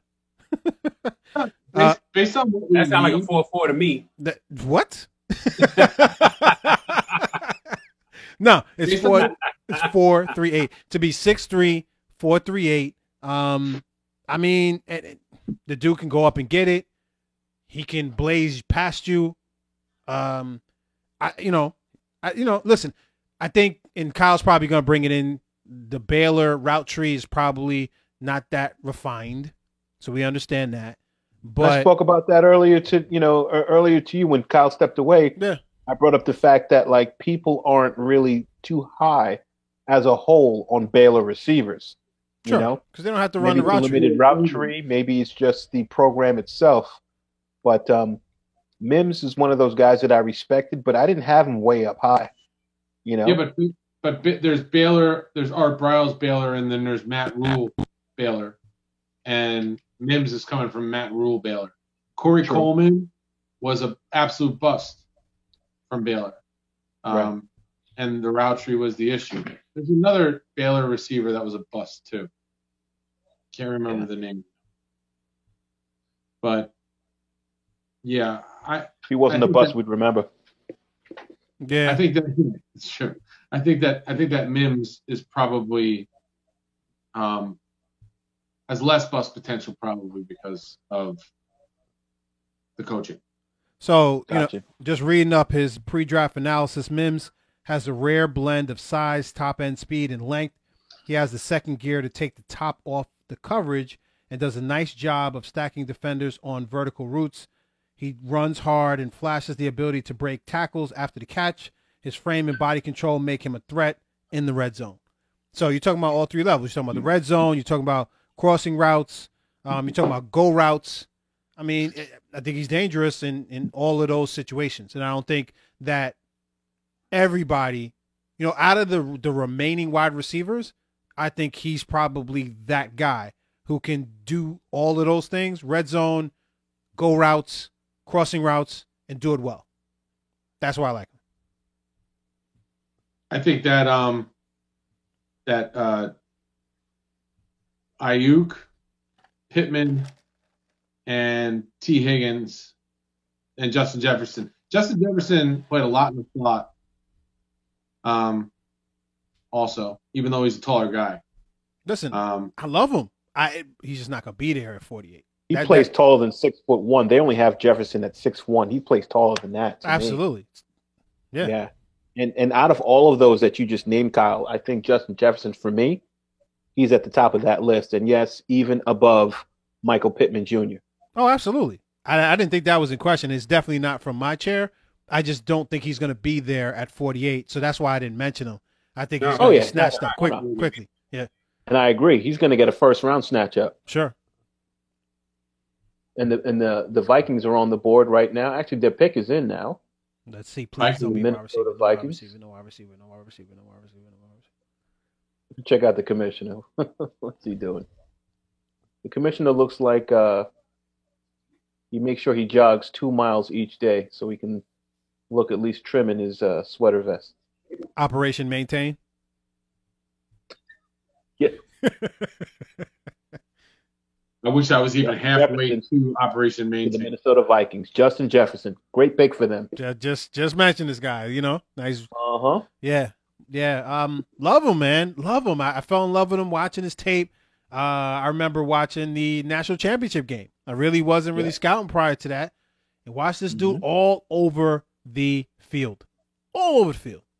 And just catching tight window passes and all that type of stuff. Man, I wish he was somebody that was still second round. But what do you got? 1,400 yards and like 18 touchdowns or something last year?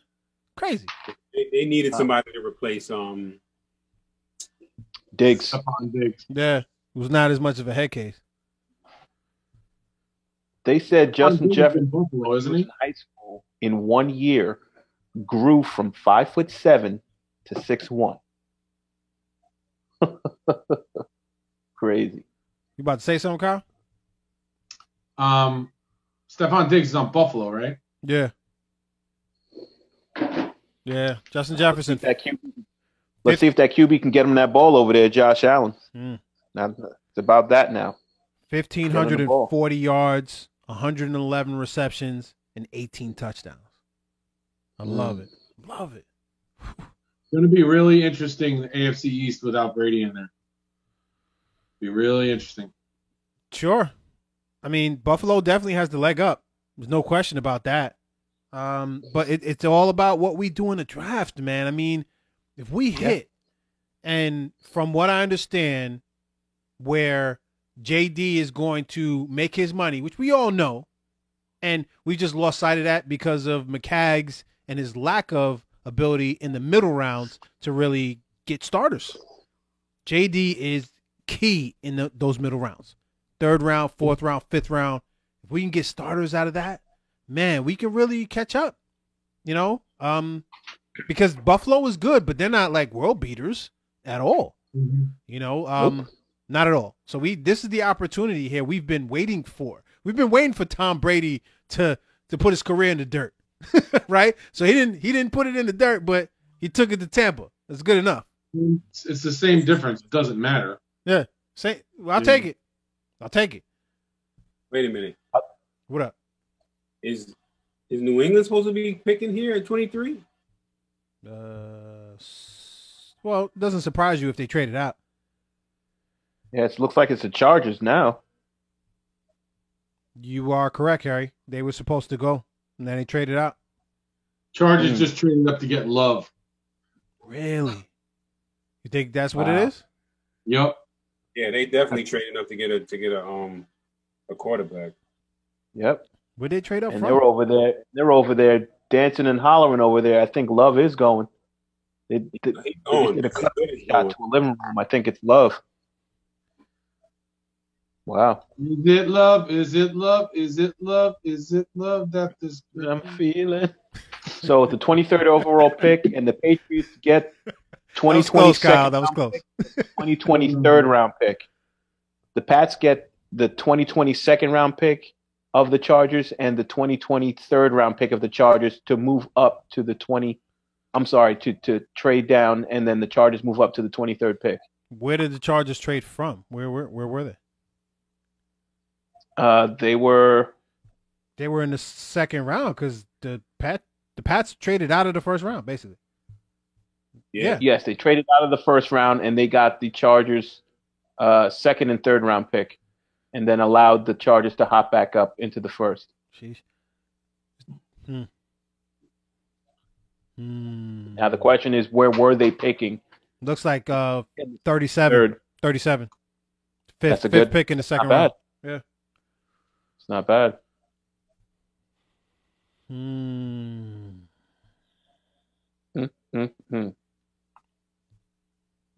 Yeah, that's tough. Can't trade up from where we are. Yeah, just can't. So New England gets their number 37. Yep. And what else? And they get the number 37, and they get their third round pick. So wherever San Diego had a third round pick, what number is that? Well, that's it. So they get a second and a third to move down and to allow San Diego to move up. It's not bad, bro. It's not bad. No. Well, let's do the numbers. Tell me again. I can't tell you what number pick it is. 71. The third round pick for the Chargers was 71. Okay, so they traded. Chargers. New England's 23, which is 760. Chargers pick Kenneth Murray, not Love. Kenneth Murray, inside linebacker out of Oklahoma, the Chargers pick. Wow. Why you trade up for that? Right, for inside linebacker? Whew. Wait. All right, so go ahead. So New England trades their 760 at 23 to the Chargers, and where did the Chargers come from? That's what I'm trying to figure out. The Chargers 37 in the second round. But they also have a third round pick. I'm trying to figure that one out. 71. Curry told you. Oh, okay. I missed it. Yeah. All right. Yep. You said 71 was the other pick? Yep. Correct. Correctamundo. Yeah, they wouldn't have picked the Clippers wouldn't have picked the Clippers. The Chargers wouldn't have picked Jordan Love. They already had Tyrod Taylor? Tyrod Taylor? I mean, is that what we're talking about? No, they picked Justin Herbert. That's right. Yeah, what are we talking about? Yeah. Spazzing, huh? Duh. Todd Michelle. Sorry, fans. So it's a long night. All the fans turn off. Chargers pick up. Yeah. Let me apologize for everyone. It started at 30 for us anyway. That's like when Stephen A. Starts hurt people in fantasy. Kenneth Murray, linebacker. No comment.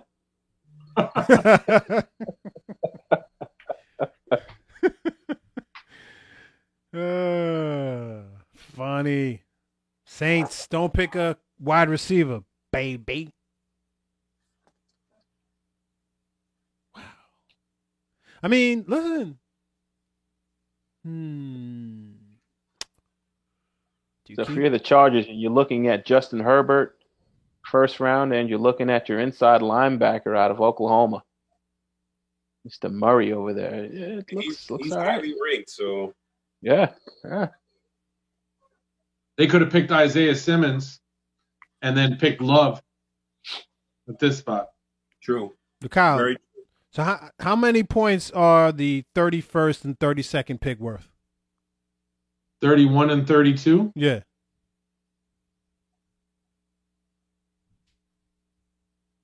What I'm trying to back into is what would we need to give up in order to get to the 31st pick in the draft? All right, well, we have to offer in the third round with our pick at 48. Is that our first one or is that our second one? Nope, that's our second round pick, and our first third round pick is 68. In the third round, we have 68 and 79. All right, our third round pick is worth 250. Well, first of all, 31 and 32 are worth 600 and 590 respectively. All right. Okay. So you got to put together 600 points in order to get to 31, and your third round pick, the first third round pick is 250. What about our second round pick? Our second round pick, Number 48. 420. So you get there with the second and our first third rounder. What's our second third rounder? How many points there? That's pick number 79. 195. Ooh, so you might be able to negotiate it with the second, third. Yeah, but I wouldn't go that route necessarily. I might go, package some, maybe a pick next year. Right. Or a fourth rounder. You still get 54 points from a fourth rounder. So you could go. Just to let you know, our fourth rounder is pick number 120. Right, and it's low. Yeah. So we have such a gap between our third and fourth round pick. It's 79 to 120. Yeah. Well, that's a problem. What about 33, Kyle? How many points is that?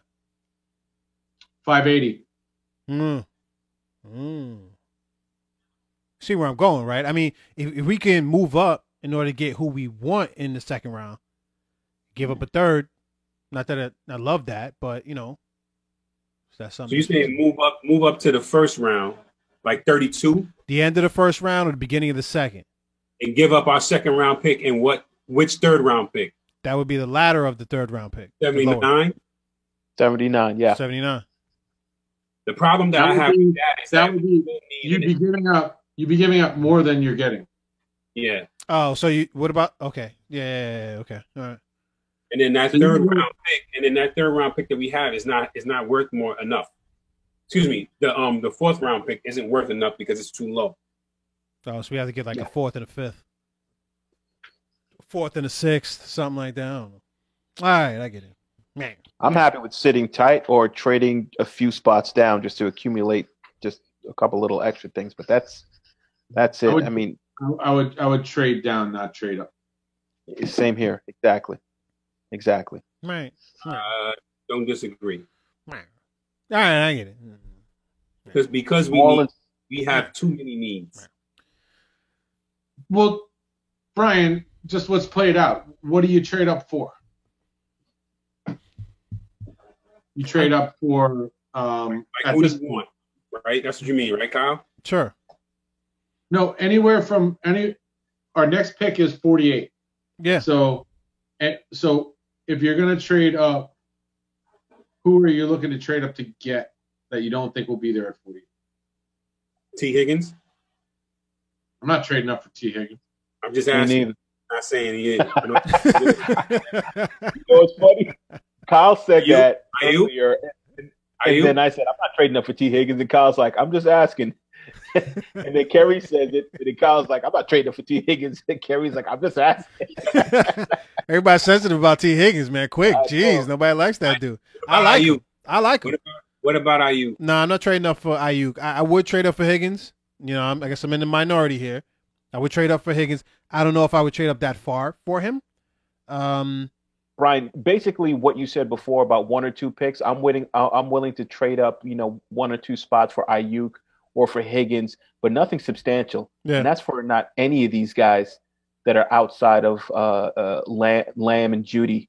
Mm-hmm. If it falls down and whittles down to the second round, and you're around pick number, say 44, 45, 46, 48, whatever. Right. I'm not doing that. You grab your guy, but if it's not that, then you don't. I mean, I'm with you. Exactly. I struggle with it too. I'm like, like you said, we have a lot of holes out here, and so can't give up draft picks. There's a lot of wide receivers out there that are being pushed down. So I think all of those things lead to the fact that we're going to have a good choice in the second round as far as wide receiver is concerned. So I'm with you. I was just spitballing, talking ideas. I think at the end of the day, what we do with those 4 picks. You guys want to hear who the Saints got? Here we go. Yeah. The second and 2/3 and the fourth is two receivers, an edge, and an offensive lineman. The Saints picked the center out of Michigan, Cesar Ruiz. Like him. Mm-hmm. Love it. Good player. Yeah, good player. Best center in the draft. Good pick. Out of Michigan. The best thing about Michigan is their line. Sure. I like Brad Bradenson. An offensive line, not D-line. Offensive line. Offensive line, correct. Yeah, it's their line. It's their center and their 2 guards are really good. Bradenson's the one that's like really big, right? Yeah, he's really big, but he's a mauler. And then they got Runyon. They have Runyon. Mm-hmm. Who was like a late round flyer. Yes. He's not his dad. No. Yeah. Runyon.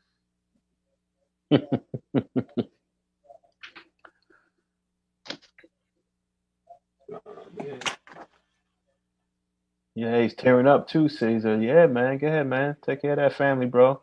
You can cry, bro. It's all good. You just got drafted by the Saints. I would cry too. Right. That's a good place to go.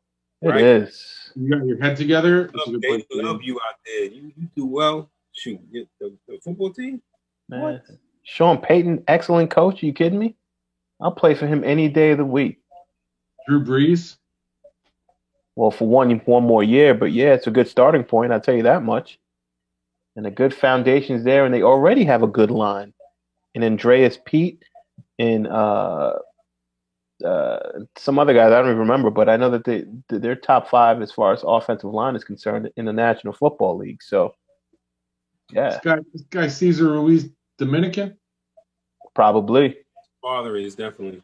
That's my guess. He's from Jersey. Then he's a lot Dominican. of good football players out of Jersey. Yeah, definitely. Guys, I bet you. Didn't he go to Don Bosco? He might have gone to Bosco Prep. He might have. I don't know. I bet you that. Remember what we were saying about that inside of 35.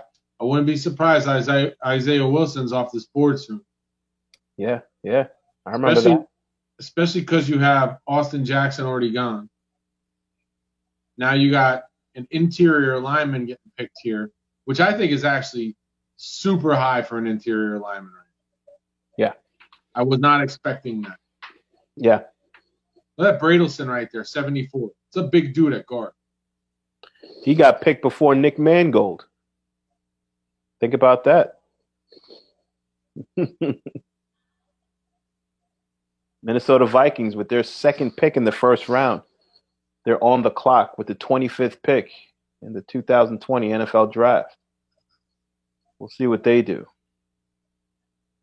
Good pick by the Saints, though. I was expecting them to go for a receiver, but they realized the glut of wide receivers, and they want to be pushed down just as bad as the Jets do.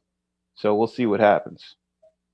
Who did the Saints have? The Saints had a center for a while who was a Jets draft pick that then signed with the Saints and then started for them for years. I can't remember his name. Good question. I don't know. I'm going to look it up. Oh, the Vikings just traded their pick, the 25th pick, to the 49ers. All right, we're going to have to check out the numbers on that. So the 49ers are now on the clock, not the Vikings. The 49ers pick a wide receiver. They don't, They don't need a wide receiver. Watch the 49ers pick Jeremy Chin. Vikings traded out? Yes, they did. They traded out. They traded with the 49ers. The 49ers are now on the clock with the 25th pick. Jeremy Chin. Sounds about right. I don't know. I got to see what Krabs has to say about Jeremy Chin.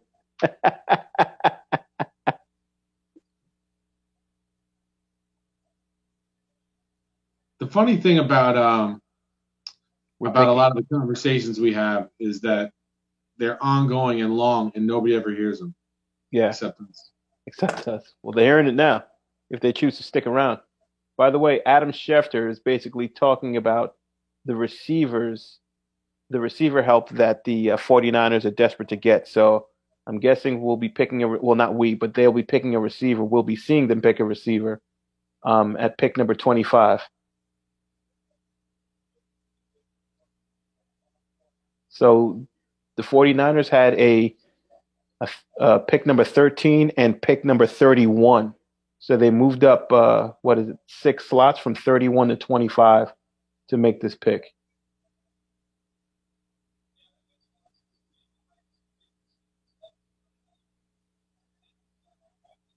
So the Vikings get the 31? Yes, I think so. I'm waiting on that confirmation, but that is what I'm thinking. And I'm hearing people say that guy, Brandon Ayuk, could potentially be the pick of the 49ers, and the pick is in. Stand by. Why would the 49ers pick a receiver? Because Emmanuel Sanders is gone. Oh, he left in free agency? Yeah. They have Deebo Samuel that they just got. Okay, here's the pick.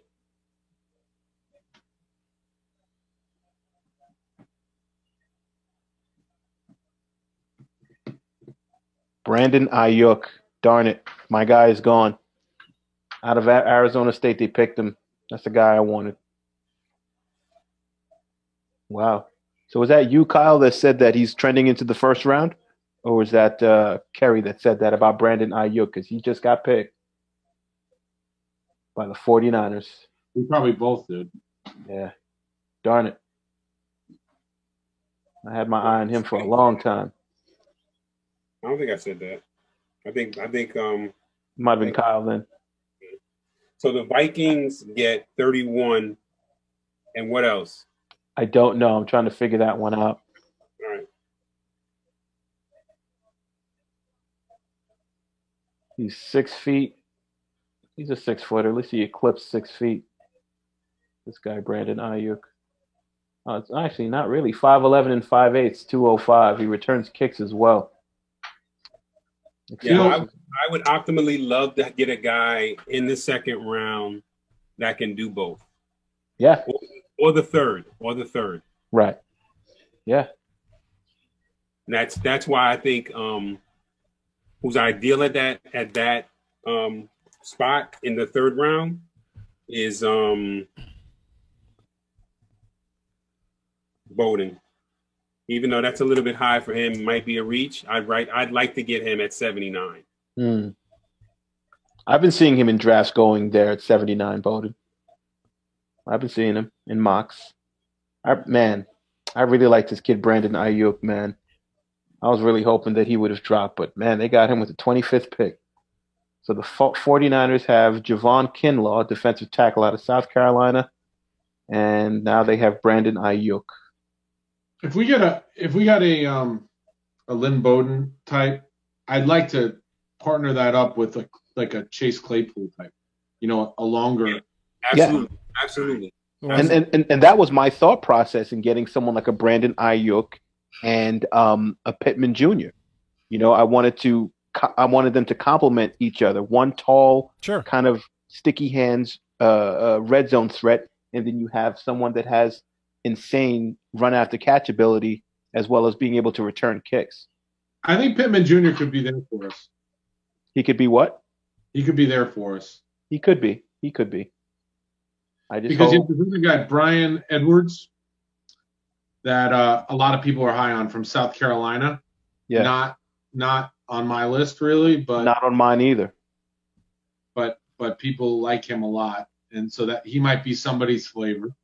You know, there's a lot of people that like Tyler Johnson from Minnesota, too. Right. The list I'm looking at right now has Tyler Johnson over Chase Claypool, which I wouldn't have done either. I like Tyler Johnson. I think he's somebody that's a sleeper later on in the draft. Great route runner. I think he's a good wide receiver late in the draft. Definitely. If you see the result of the trade between the Vikings and the 49ers, let me know. All right. Let me see if I can check that out right now for you, bro. Stand by. I don't trade any draft capital from this year to trade up unless it's like shifting spots or late round picks. If I'm gonna try to take capital to make point totals match up, taking it from next year. Gotcha. I don't disagree. And I definitely agree. The reason that I do agree is because this is a make or break year for a few of our players, and I want to see if there is the success that we think there is. So rather than trade draft capital this year, I'd rather push that off to next year because I think that Jamal Adams. I want to see what Jamal Adams does. Clearly, I want to see what Darnold does. I want to see what Quinnen does. And why do you want to see what Jamal Adams does? I mean, you've kind of seen that, right? Or what do you think? It's for a contract or something like that? Is what you're saying? I don't think he's playing for a contract. I just want to make sure that if I'm the organization, I want to make sure that if I'm absolutely not trading this guy, then I want to make sure that there aren't any disgruntled aspects to his personality. Hey, Kerry, I just sent you a text. In terms of me not signing right away. Got you. I just sent you a text with the answer to the question that you asked me regarding draft picks. Okay. And I gotta step away. I gotta make a bottle for my sweet little baby. All right. Okay. I'll be back, guys. What do you guys think about Jamal Adams?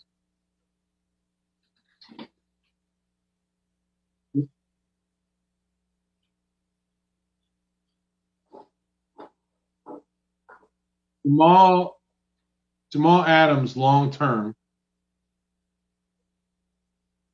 Do you sign Jamal Adams long term if there's no season due to COVID this year? Depends on the ramifications of what that means. So if there's no season this year at all, is what you're saying, right?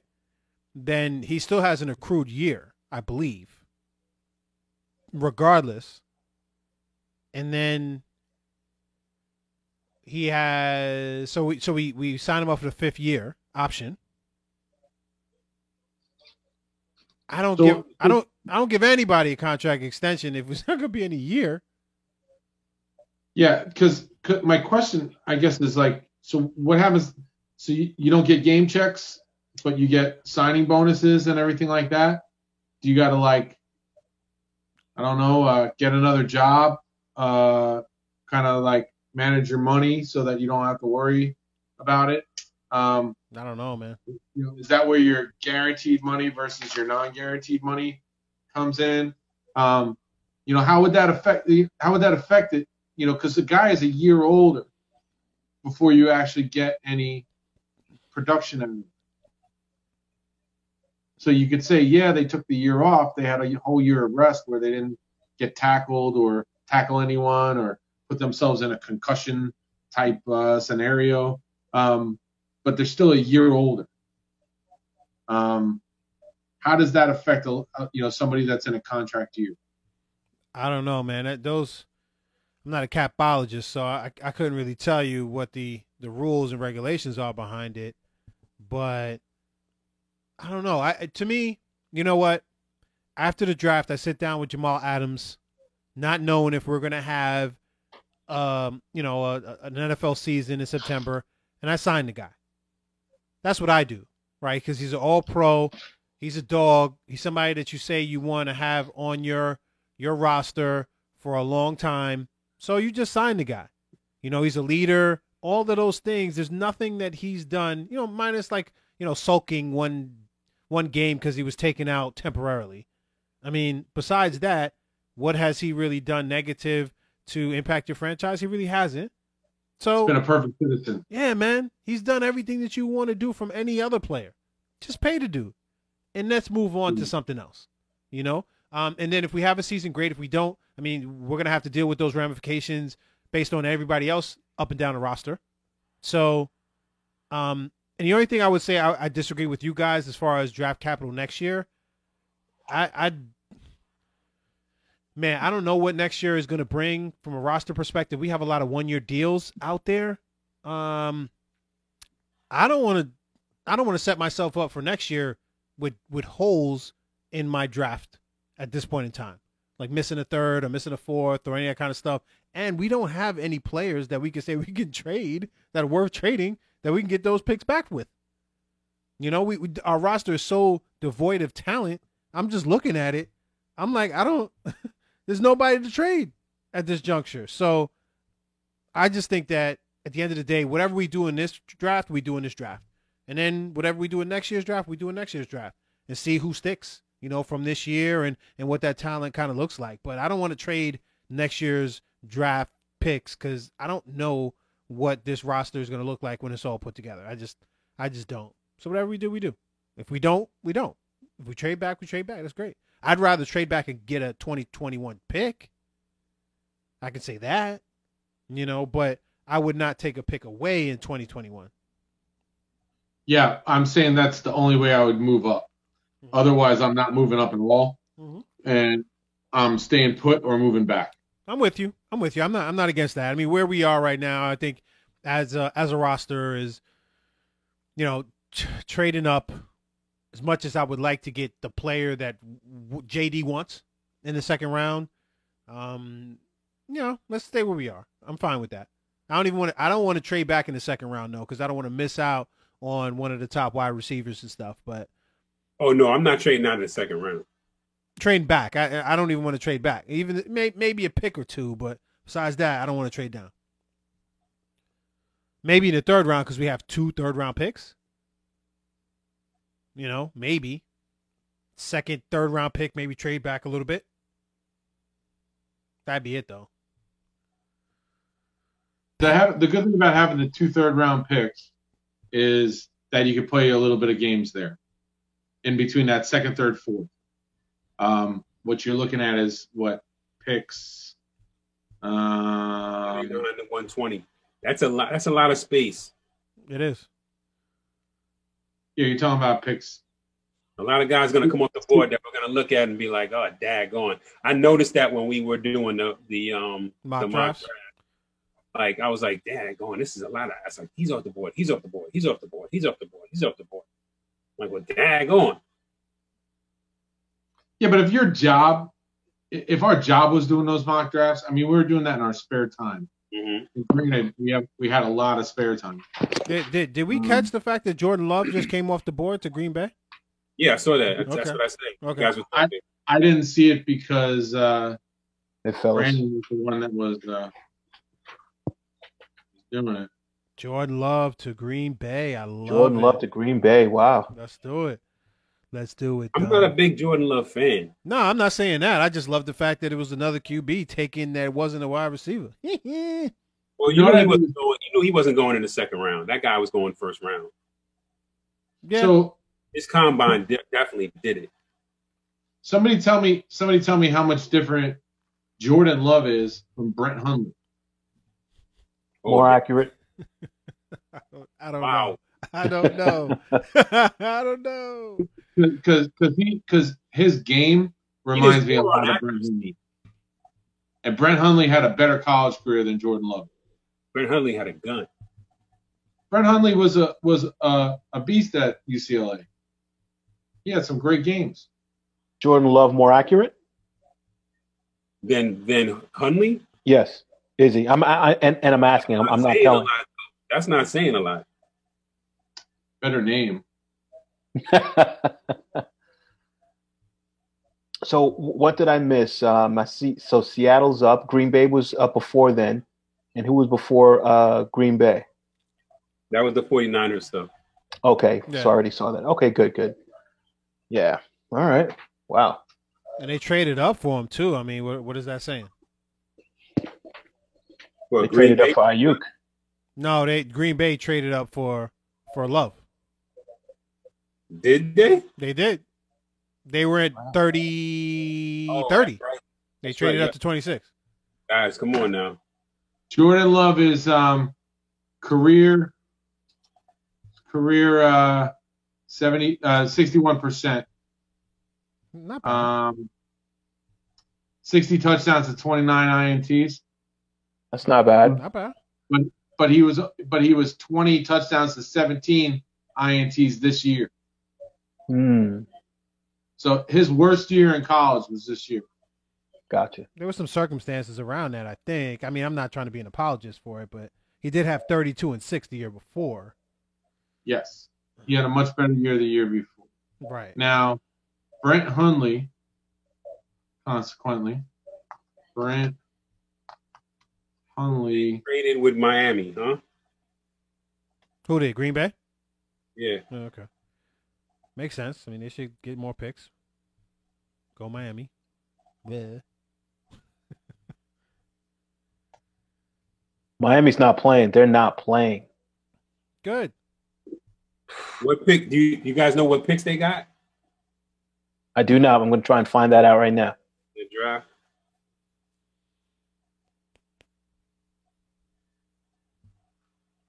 So Brett Hundley was a career 68%, 67.5% passer at UCLA and had 75 touchdowns against 25 INTs.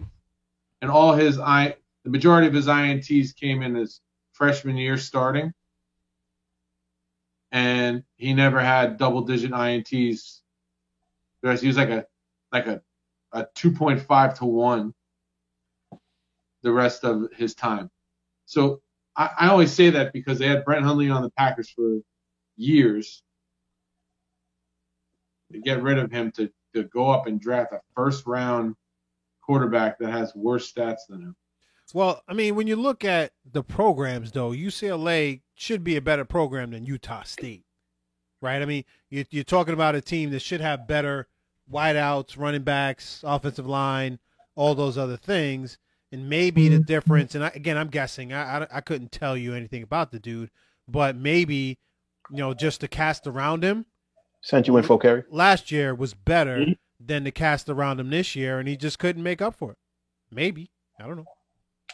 He's also playing much worse competition. Let me know what the Seahawks pick is. Agreed. We'll let you know the pick is in, but they haven't announced it yet. And I just sent you a text regarding the trade numbers there, Kerry, that you asked for, brother. Meow. I do that to Lennox all the time. Meow, meow, meow, meow, meow. All right. So after Riddick is done chatting it up, I'm sure they'll get to the picks. So we're on standby mode. Green Bay gave up its 1 and 4. To move up 4 picks. 5 picks. Green Bay's pick was first round pick at 30 was 620. Their fourth round pick is what number? Green Bay.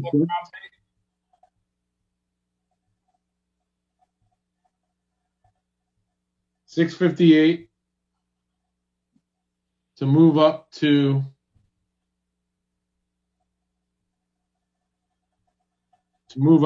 Miami's 26. Was 26 or 25? I'm showing 136 was the 4th round pick. 25.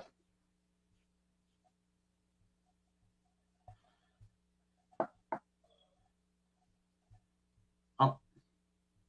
So they gave up 30 and 136 to get 26.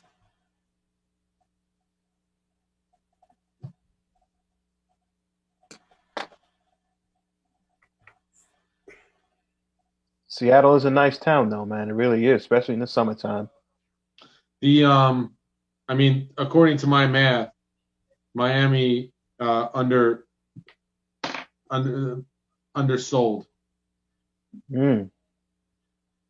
Green Bay gave up 658 for 700. Oh wow. Okay. They were desperate to move back, I guess.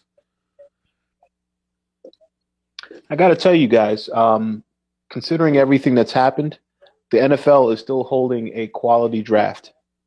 Really? Oh, absolutely. Okay. Oh yeah, I would agree. Okay. Inside linebacker from Texas Tech, Jordan Brooks, has been selected by the Seattle Seahawks with pick number 27.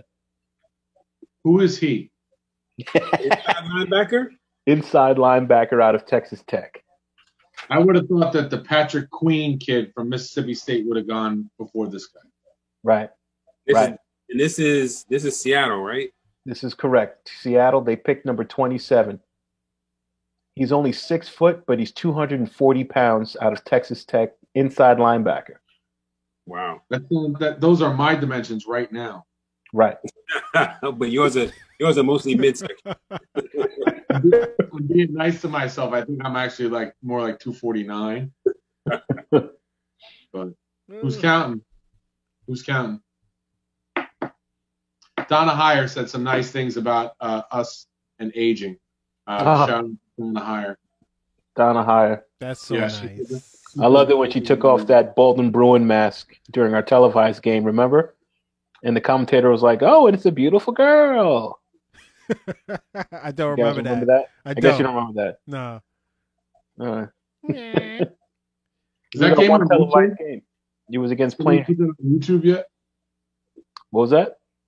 Nobody's put that game on YouTube yet. I know, right? They're probably going to leave it up to us. We'll see if we can do it. Or maybe Coach will do it. Come on, Coach. Come on. So if J.K. Dobbins is there with your first 3rd round pick, do you pick him? Yes. Depends on who else is there. Bradley and I is there, and it's between him and your man. I'm picking Bradley, but if not, I mean Dobbins. Yeah, I have no problem, no qualms. You said J.K. Dobbins as the first 3rd round pick? Yeah. Oh yeah, absolutely. You think he'll last that long? No. Is that if he's there and Bradley and I is there, who you picking? You said who? Bradley and I and Dobbins. In the 3rd round, he's not going to be there. He's not going to be there. Who? Anai. I'm in the 3rd round, number 60. He's not there. In my fantasy draft, he's there. So what are you doing? So what are the choices, Brian, between Anai and Anai and Dobbins? I'm picking Anai. Yeah, I'm picking Anai as well. Okay, just want to be clear. We on the same page. Mm-hmm. I'm looking to see whether I think I'm getting Kenny Wilkes later. Get them both. Then I'm going to pick Jeremy Chin. Then I'm going to chin check you. You get them both. The idea is if you get a receiver at 48, you get an eye at say 68, and you get another receiver at 79. Then you can get Wilkes at 120. I like that, actually. I like that draft. And can I tell you someone else who I like? I like the kid out of Charlotte. His name is Alex Highsmith. Alex Highsmith. Is he a charlatan? His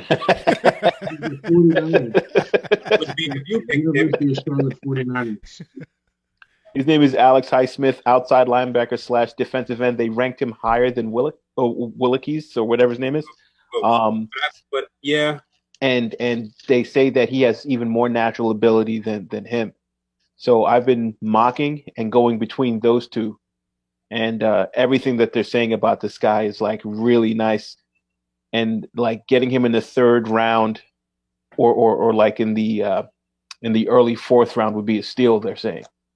So I got my eye out on that kid as well. Comp him to somebody. Compare him. Let's see. Let me see if I can. Hold on. Let me read what Mr. Krabs has to say about him. Stand by. Got Krabby Krabs to be paying us. He's a Krabby Patty. That's what that guy is. Bikini Bottom. Alex Highsmith. Correct. Out of Charlotte, University of Charlotte, or Charlotte University. I don't even know what it is. Balance, aware player. Got him. And knows when to peel off his rush. Uses quick hands to shed blocks. Average burst off the line. That hurts me. Average burst off the line is not an NFL player. No, that might be. I disagree. Average burst. Average burst says Jordan Jenkins. Does anybody want to hear what JD 8.5 sacks said about picking Becton in the 1st round? Yes. Okay. Yeah, go ahead. Here's the quote. Oh yeah. We're so excited to have a guy with this size and athletic ability, a guy we really feel can fortify our front for the long term. Douglas said on a conference call. Obviously, the first thing that jumps out on Mekhi when you see him play is the size and the ease of his ability to move, his footwork, and then his heavy hands and how he can move people off the ball. We're all excited to have this guy. I think this just emphasizes our mission of providing protection and playmakers to our quarterback. I think we definitely had a concern that there could be a run on tackles, that they could all be gone before pick 11, Douglas said. I think once we got to Jacksonville, really Arizona, when they took Isaiah Simmons, I think that's when we knew, hey, we've got a real shot of landing one of our top guys here. He certainly was the best player on our board when we took him. We love a lot of the physical traits that he brings and the toughness traits that he brings to the team and to the offensive line. I can't wait to get him up here and let him compete. And that's what he said. It's good. Yeah, it's good. You know, I don't expect him to say anything less. You know, 1st round, 11th pick in the draft, you're not going to shortchange the guy in your dialogue. So, you know, and listen, I'm going to root for the best. And like I said, I never thought he wasn't a good player. I just had my preferences. Sure. And I had 3 preferences over him. That's it. Yep. You know? That's it. I'm welcoming the happy surprise of him playing exceedingly well, better than my 3 choices that I had above him. And Ralph Vacchiano grades it an A. All right, so far. So what they're saying about this kid, Alex Highsmith, I'm going to read another review. Positives: explosive, athletic college defensive end who can also stand over tackle, plays with balance, easily changes direction, and immediately alters his angle of attack, hustles, works hard, makes positive plays, and flies around the action, incredibly effective with his hands, and uses them to protect himself and discard blockers to get to the action. Shows speed to every area of the field, effectively pursues down the line and breaks down well, rarely off his feet, discards tight ends to get to the action, and plays with proper pad level. Fast off the edge, possesses outstanding first step quickness out of a 3-point stance, and looks like he was shot out of a cannon. So that completely goes against what Kerry was saying. Cannon. Now here are the negatives. Lacks bulk and will be outpositioned by larger opponents, primarily used up the field for Charlotte. And then the analysis is, and it gets cut off at the end, but it says, Highsmith was a game-impacting pass rusher at the college level and possesses all the traits necessary to be used as a situational third down defender on Sundays. He must improve his strength and learn to make plays in reverse.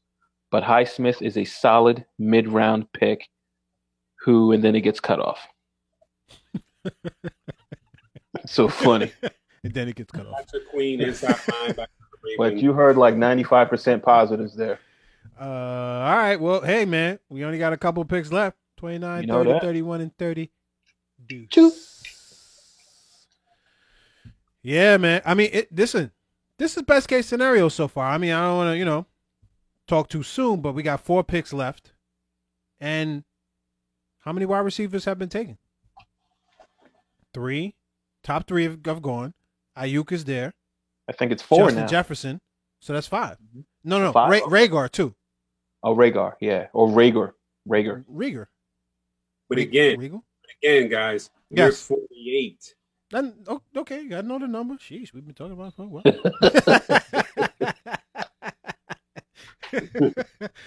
No, I get it. I get it. Just listen. Because we got the first round don't mean we had a first pick of the second. But think about it. So Mims was supposed to go in the first round. I mean, it ain't over yet, right? It ain't over till it's over. But Mims was supposed to go in the first round. Who else was supposed to go in the first round? Is that it? Wide receiver wise? You mean who's supposed to go in the first round? Yeah. We've got Judy. Higgins potentially. Higgins. I mean, remaining. Oh, remaining. Okay, gotcha. Yeah.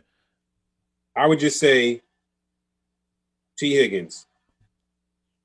And so was Mims. Mims was going to be a first rounder. Yeah, Mims was going to be a first rounder. I mean, the mocks that I saw. Yep, I agree. And Chanel.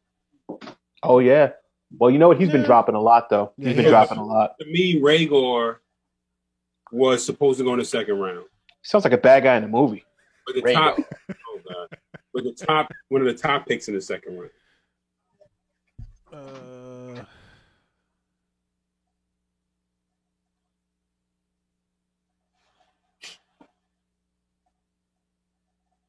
Right. So I think what we're going to end up doing, what we should end up doing, is just getting an A at 48. I don't care. An A at 48 is too early, B. I know that's what you're saying, but you're desperate for this kid at name. I want a receiver at 48. I want to stay offense. You know what? I don't disagree. I don't necessarily disagree. Yeah, I mean, I think wide receiver definitely at 48. I'm not even questioning that. But a Nay, the first third round pick, I'm definitely with you. Definitely. I don't think he's going to be there though. That's the only thing. I don't think he's going to be there for the first third round pick. I think he's going. By the way, Kyle, I just read the Alex Highsmith analysis, and it was ridiculous. He was clearly a different writer that wasn't Krabs, but different than what Kerry read. And it was ridiculous. Gotta be Krabs. Krusty Krabs. Ridiculous, like you don't believe it, or ridiculous like it was really good. It was really good. That's so ridiculous. Like it was really good type of ridiculous, you know? Yeah, I stepped away because I have hiccups because we've been doing a 4-hour show. What are you, 8? Yeah, hiccups? 8? or 3 months old, like Lennox? Right. Why you got hiccups after every feed, bro? What's wrong with you? Well, that's exactly what I did. I went and I ate rice-a-roni out of the pot. Rice-a-roni, huh? Rice-a-roni. That's a San Francisco treat. I had that Goya rice, you know what I'm saying, earlier, you know? That Goya. That Goya yellow bang, rice. Bango. That's right. I kept it. I had the rice and peas. Lord of mercy. Hear me now. Rice and peas. Don't make the pepper them burst. Lord. Yo, I got some Scotch bonnets that have been in the freezer for about 2 years. They are ready. They are ready. Ready. Boy, listen, ready. Put it in your stew. Just don't let it burst. No burst. No burst. Not about to burst the pepper. I'm gonna make some oxtail. I'm gonna make some oxtail on Saturday. Oh, you making oxtail Saturday? With some butter beans. With butter beans, yeah, man. While you cook, make sure you play the rhythm. All right. Play the tune. Play the tune. Version.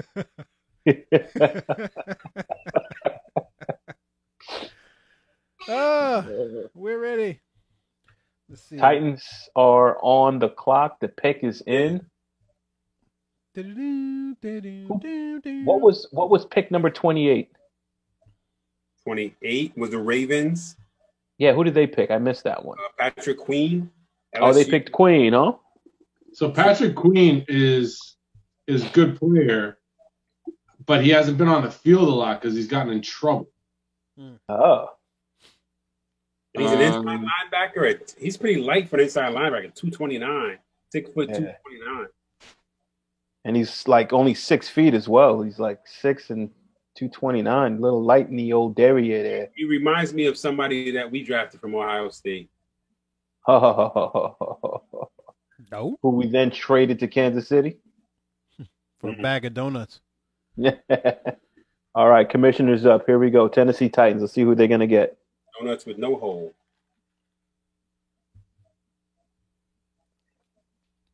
Isaiah Wilson. Kyle, you are right. They picked Isaiah Wilson. Remember, they got rid of their tackle. They needed to replace him. Yep. Tennessee Titans picks Isaiah Williams.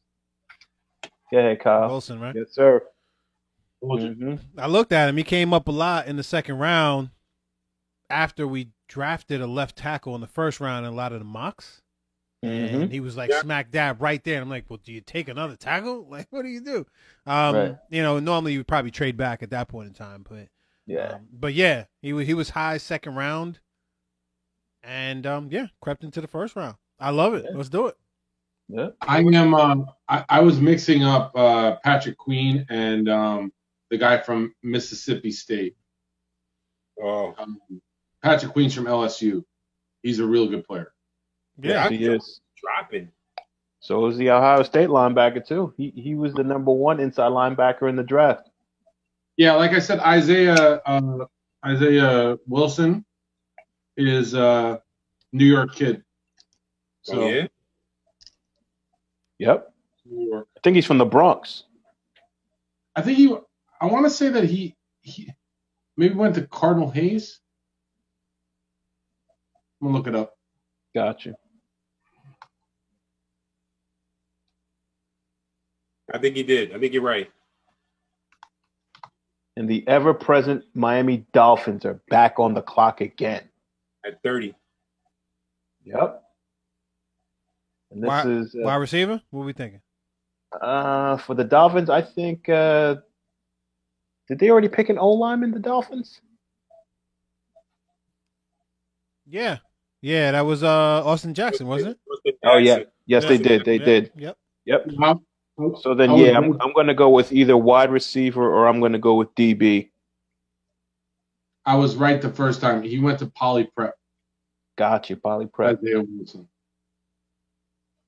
Poly Prep for a good 10, 15 years was a nationally ranked team that was able to recruit and give scholarships to guys to come and play for them. And there's a bunch of big time players that have come out of Poly Prep. But the coach that was able to kind of fundraise for that, he went on to a different school in Jersey. So they don't have that same pipeline anymore. But he's like one of the last of that last class. Good football player. 5-star prospect coming out of high school. Where did Willie Colon play? Was he at Poly Prep too? Was he at Cardinal Hayes or was he at Lehman's? He went to Cardinal Hayes. Cardinal Hayes, got you. Yeah, C.J. O'Neal is the coach at Cardinal Hayes. Puts out some really good football players. All we have left is Miami. San Francisco traded that pick, right? No? Yeah, they traded it. So it's Vikings. Miami, Vikings, and then Kansas City. Yep. Yeah. Yep. And that's it. So the Patriots didn't pick, they just traded out. They traded out, yeah. They traded out for 37th in the second round, and then the third pick in the third round, the 71st pick. That's quality right there.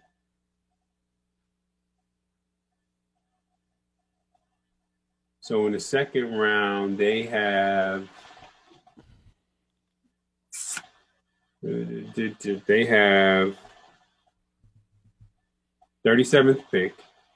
So they're right after the Giants. Right? Yeah, right after the Giants.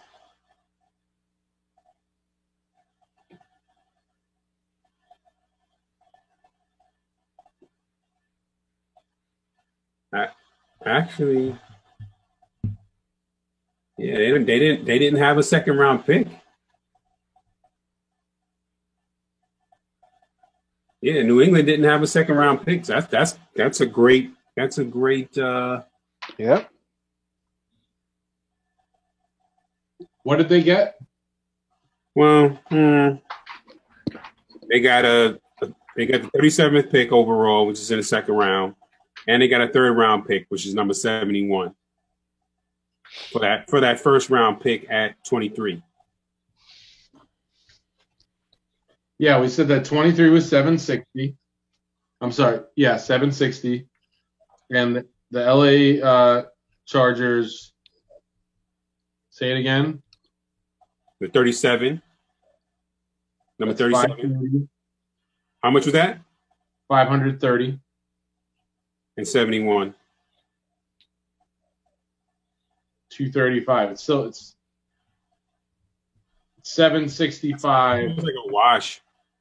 No, well, I mean, it's more. It's 765 that the Chargers are giving away, and 760 that the Patriots are giving away. So the Patriots win by 5 points and get an extra pick. They must not love anybody in that area. Well, they could get a quality receiver at 37. And they need an edge. They need an edge, right? They lost Van Noy. Huh? They lost Kyle Van Noy to Miami. Right. Yeah, outside linebacker. Mm-hmm. Oh gosh. They probably wanted Queen. What would make me livid is if they picked up an A at 71. Mel Kiper's 5 best available players. At number 5, I see Michael Pittman Jr. He's not going to last to 48. Good. You knew that though. Not good. Not you good. Knew that though. I didn't know that. I think that means he's going to be gone by. That means he's going to be gone by pick 34. Yeah, mock drafts. He was going later than that. He was going later. Not necessarily. Going much later than that. But he's going. Well, a lot of these, like you guys have been saying, a lot of these players that they've reached on, are causing these other players to drop lower. Correct. So, but for purposes of that, I was saying is that they're just shuffling the top of the deck. So case in point, Pittman was supposed to be a later pick. Now he's being picked earlier, per se. Yeah. So. Well, he didn't get picked yet, so I mean, we got to figure it out. In terms of what they're saying, they're forecasting, the top available 5. He's not in the top available 5 picks. So I think everybody wide receiver wise got picked a little bit later, for the exception of Ruggs and Rager. Those are the only wide receivers that went earlier than their anticipated draft pick, right? And then there was the run on the cornerbacks. That quarter or corner, cornerbacks, 3 corner okay. COR, okay, shouldn't have been picked as high as they were. At least not as far as I can see. You know what I think the position that we're forgetting about that Miami could pick? It's running back, and they would have their pick of the best running back in the draft, whoever they deem that to be, and they don't have Drake anymore either. So we should watch out for a running back getting picked. And I hope that there is a run on the running backs for the same reason that we keep saying, pushing these wide receivers that we value so high farther down the board so we can have a pick of a number of them. But I'm thinking running back. Who do you see as the top running back right now? Swift. You like Swift? I like Swift as well, and I like Taylor. I don't like Swift. I think that everybody sees him as the top running back. Mm-hmm. I like J.K. Dobbins the best. Yeah, I agree. I do right. You know who I don't like? I don't like the running back out of LSU. I don't like him. He's not that fast. Hilaire. Huh? I like Hilaire. I don't. I'm not a fan of his. He's tough, though. I just don't want to. I don't want to get him in lieu of other things. Right. But J.K. Dobbins. I'm not saying we pick him. J.K. Dobbins, I like in the third round. He's going before that, though. In the third round, I get him. Otherwise, I go second tier on running backs like the Dontarian Evans and the what's the cat from Central from Florida. Vanderbilt, right? Who, Dontarian Evans? He's from App State. Commissioner got that wrong. He's not a defensive tackle. He's a cornerback. Noah Ijanabi Gani, another Nigerian dude, cornerback out of Auburn, just went to Miami. Nice. I was thinking he was going to be potentially running back. But there'll be a glut of those guys as well, so they'll have their litter to pick from as well. I love seeing these young dudes running things, man. What, GMs and stuff? GMs, coaches. Like, I'm looking at Greer and Flores right now, and it's like, yeah, dudes know what they're doing if they have pedigrees. You go in there and you run an organization. You don't have to be Gil Brandt to do it, although I have a lot of respect for Gil Brandt. You don't have to be Dave Gettleman, these older guys. You could give the keys to these younger guys that grind. I love it. Guys, I'm watching this thing. Noah's family are like all athletes. His father was in the Olympics. His mother was in the Olympics as well. And they were both runners. I think his dad was like a triple jumper or something like that. His mother was a sprinter, and his sister ran track at Auburn as well.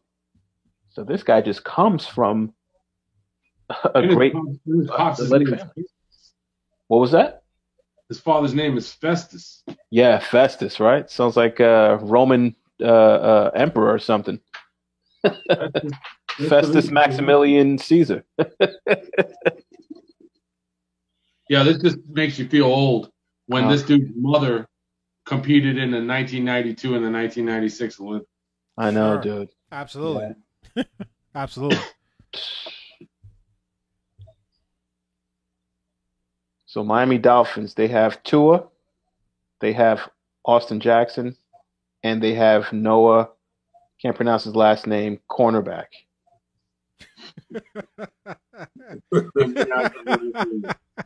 I love the Nigerian stuff, but I can't pronounce the names. That was so messy. It was. Because I can't pronounce 2 out of the 3 names. Noah, can't pronounce his name, cornerback. There's somebody waving on like, get up. Highlight where he PI'd.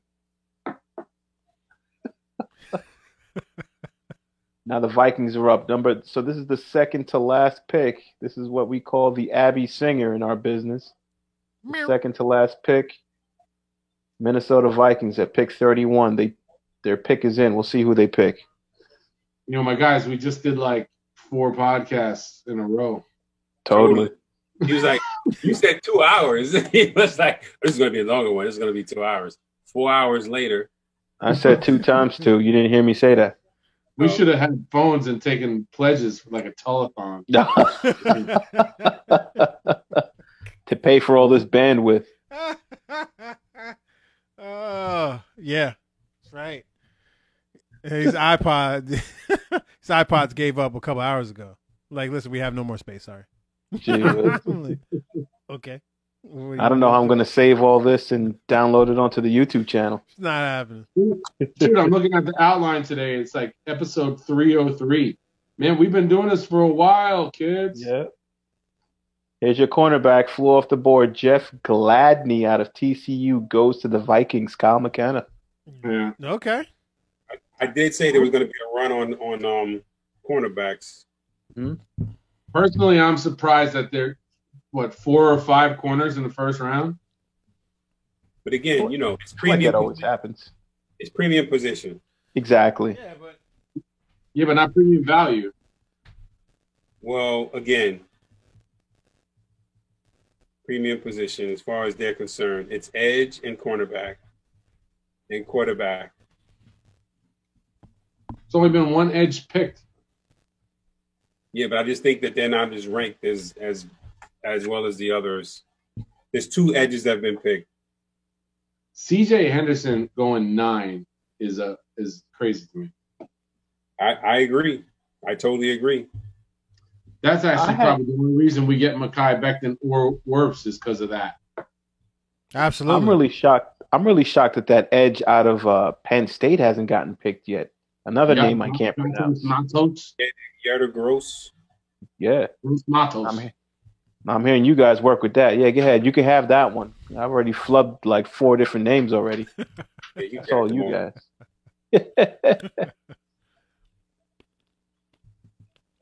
But I thought he was going to go in like the early 20s.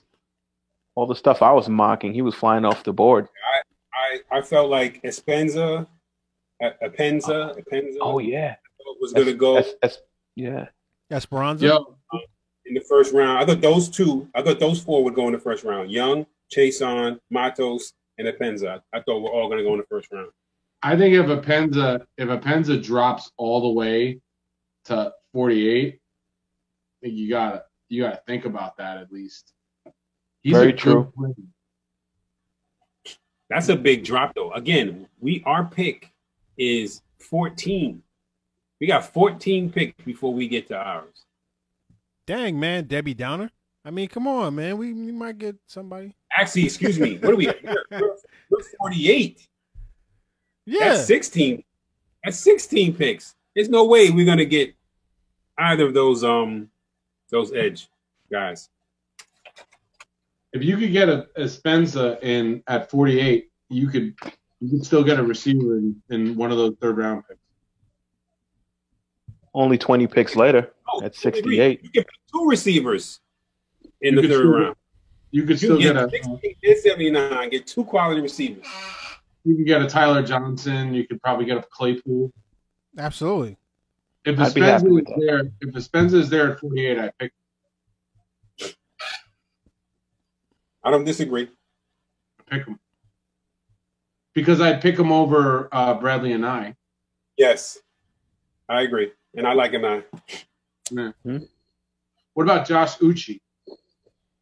I like him too because he can play. He reminds me of like a Dwight Freeney type.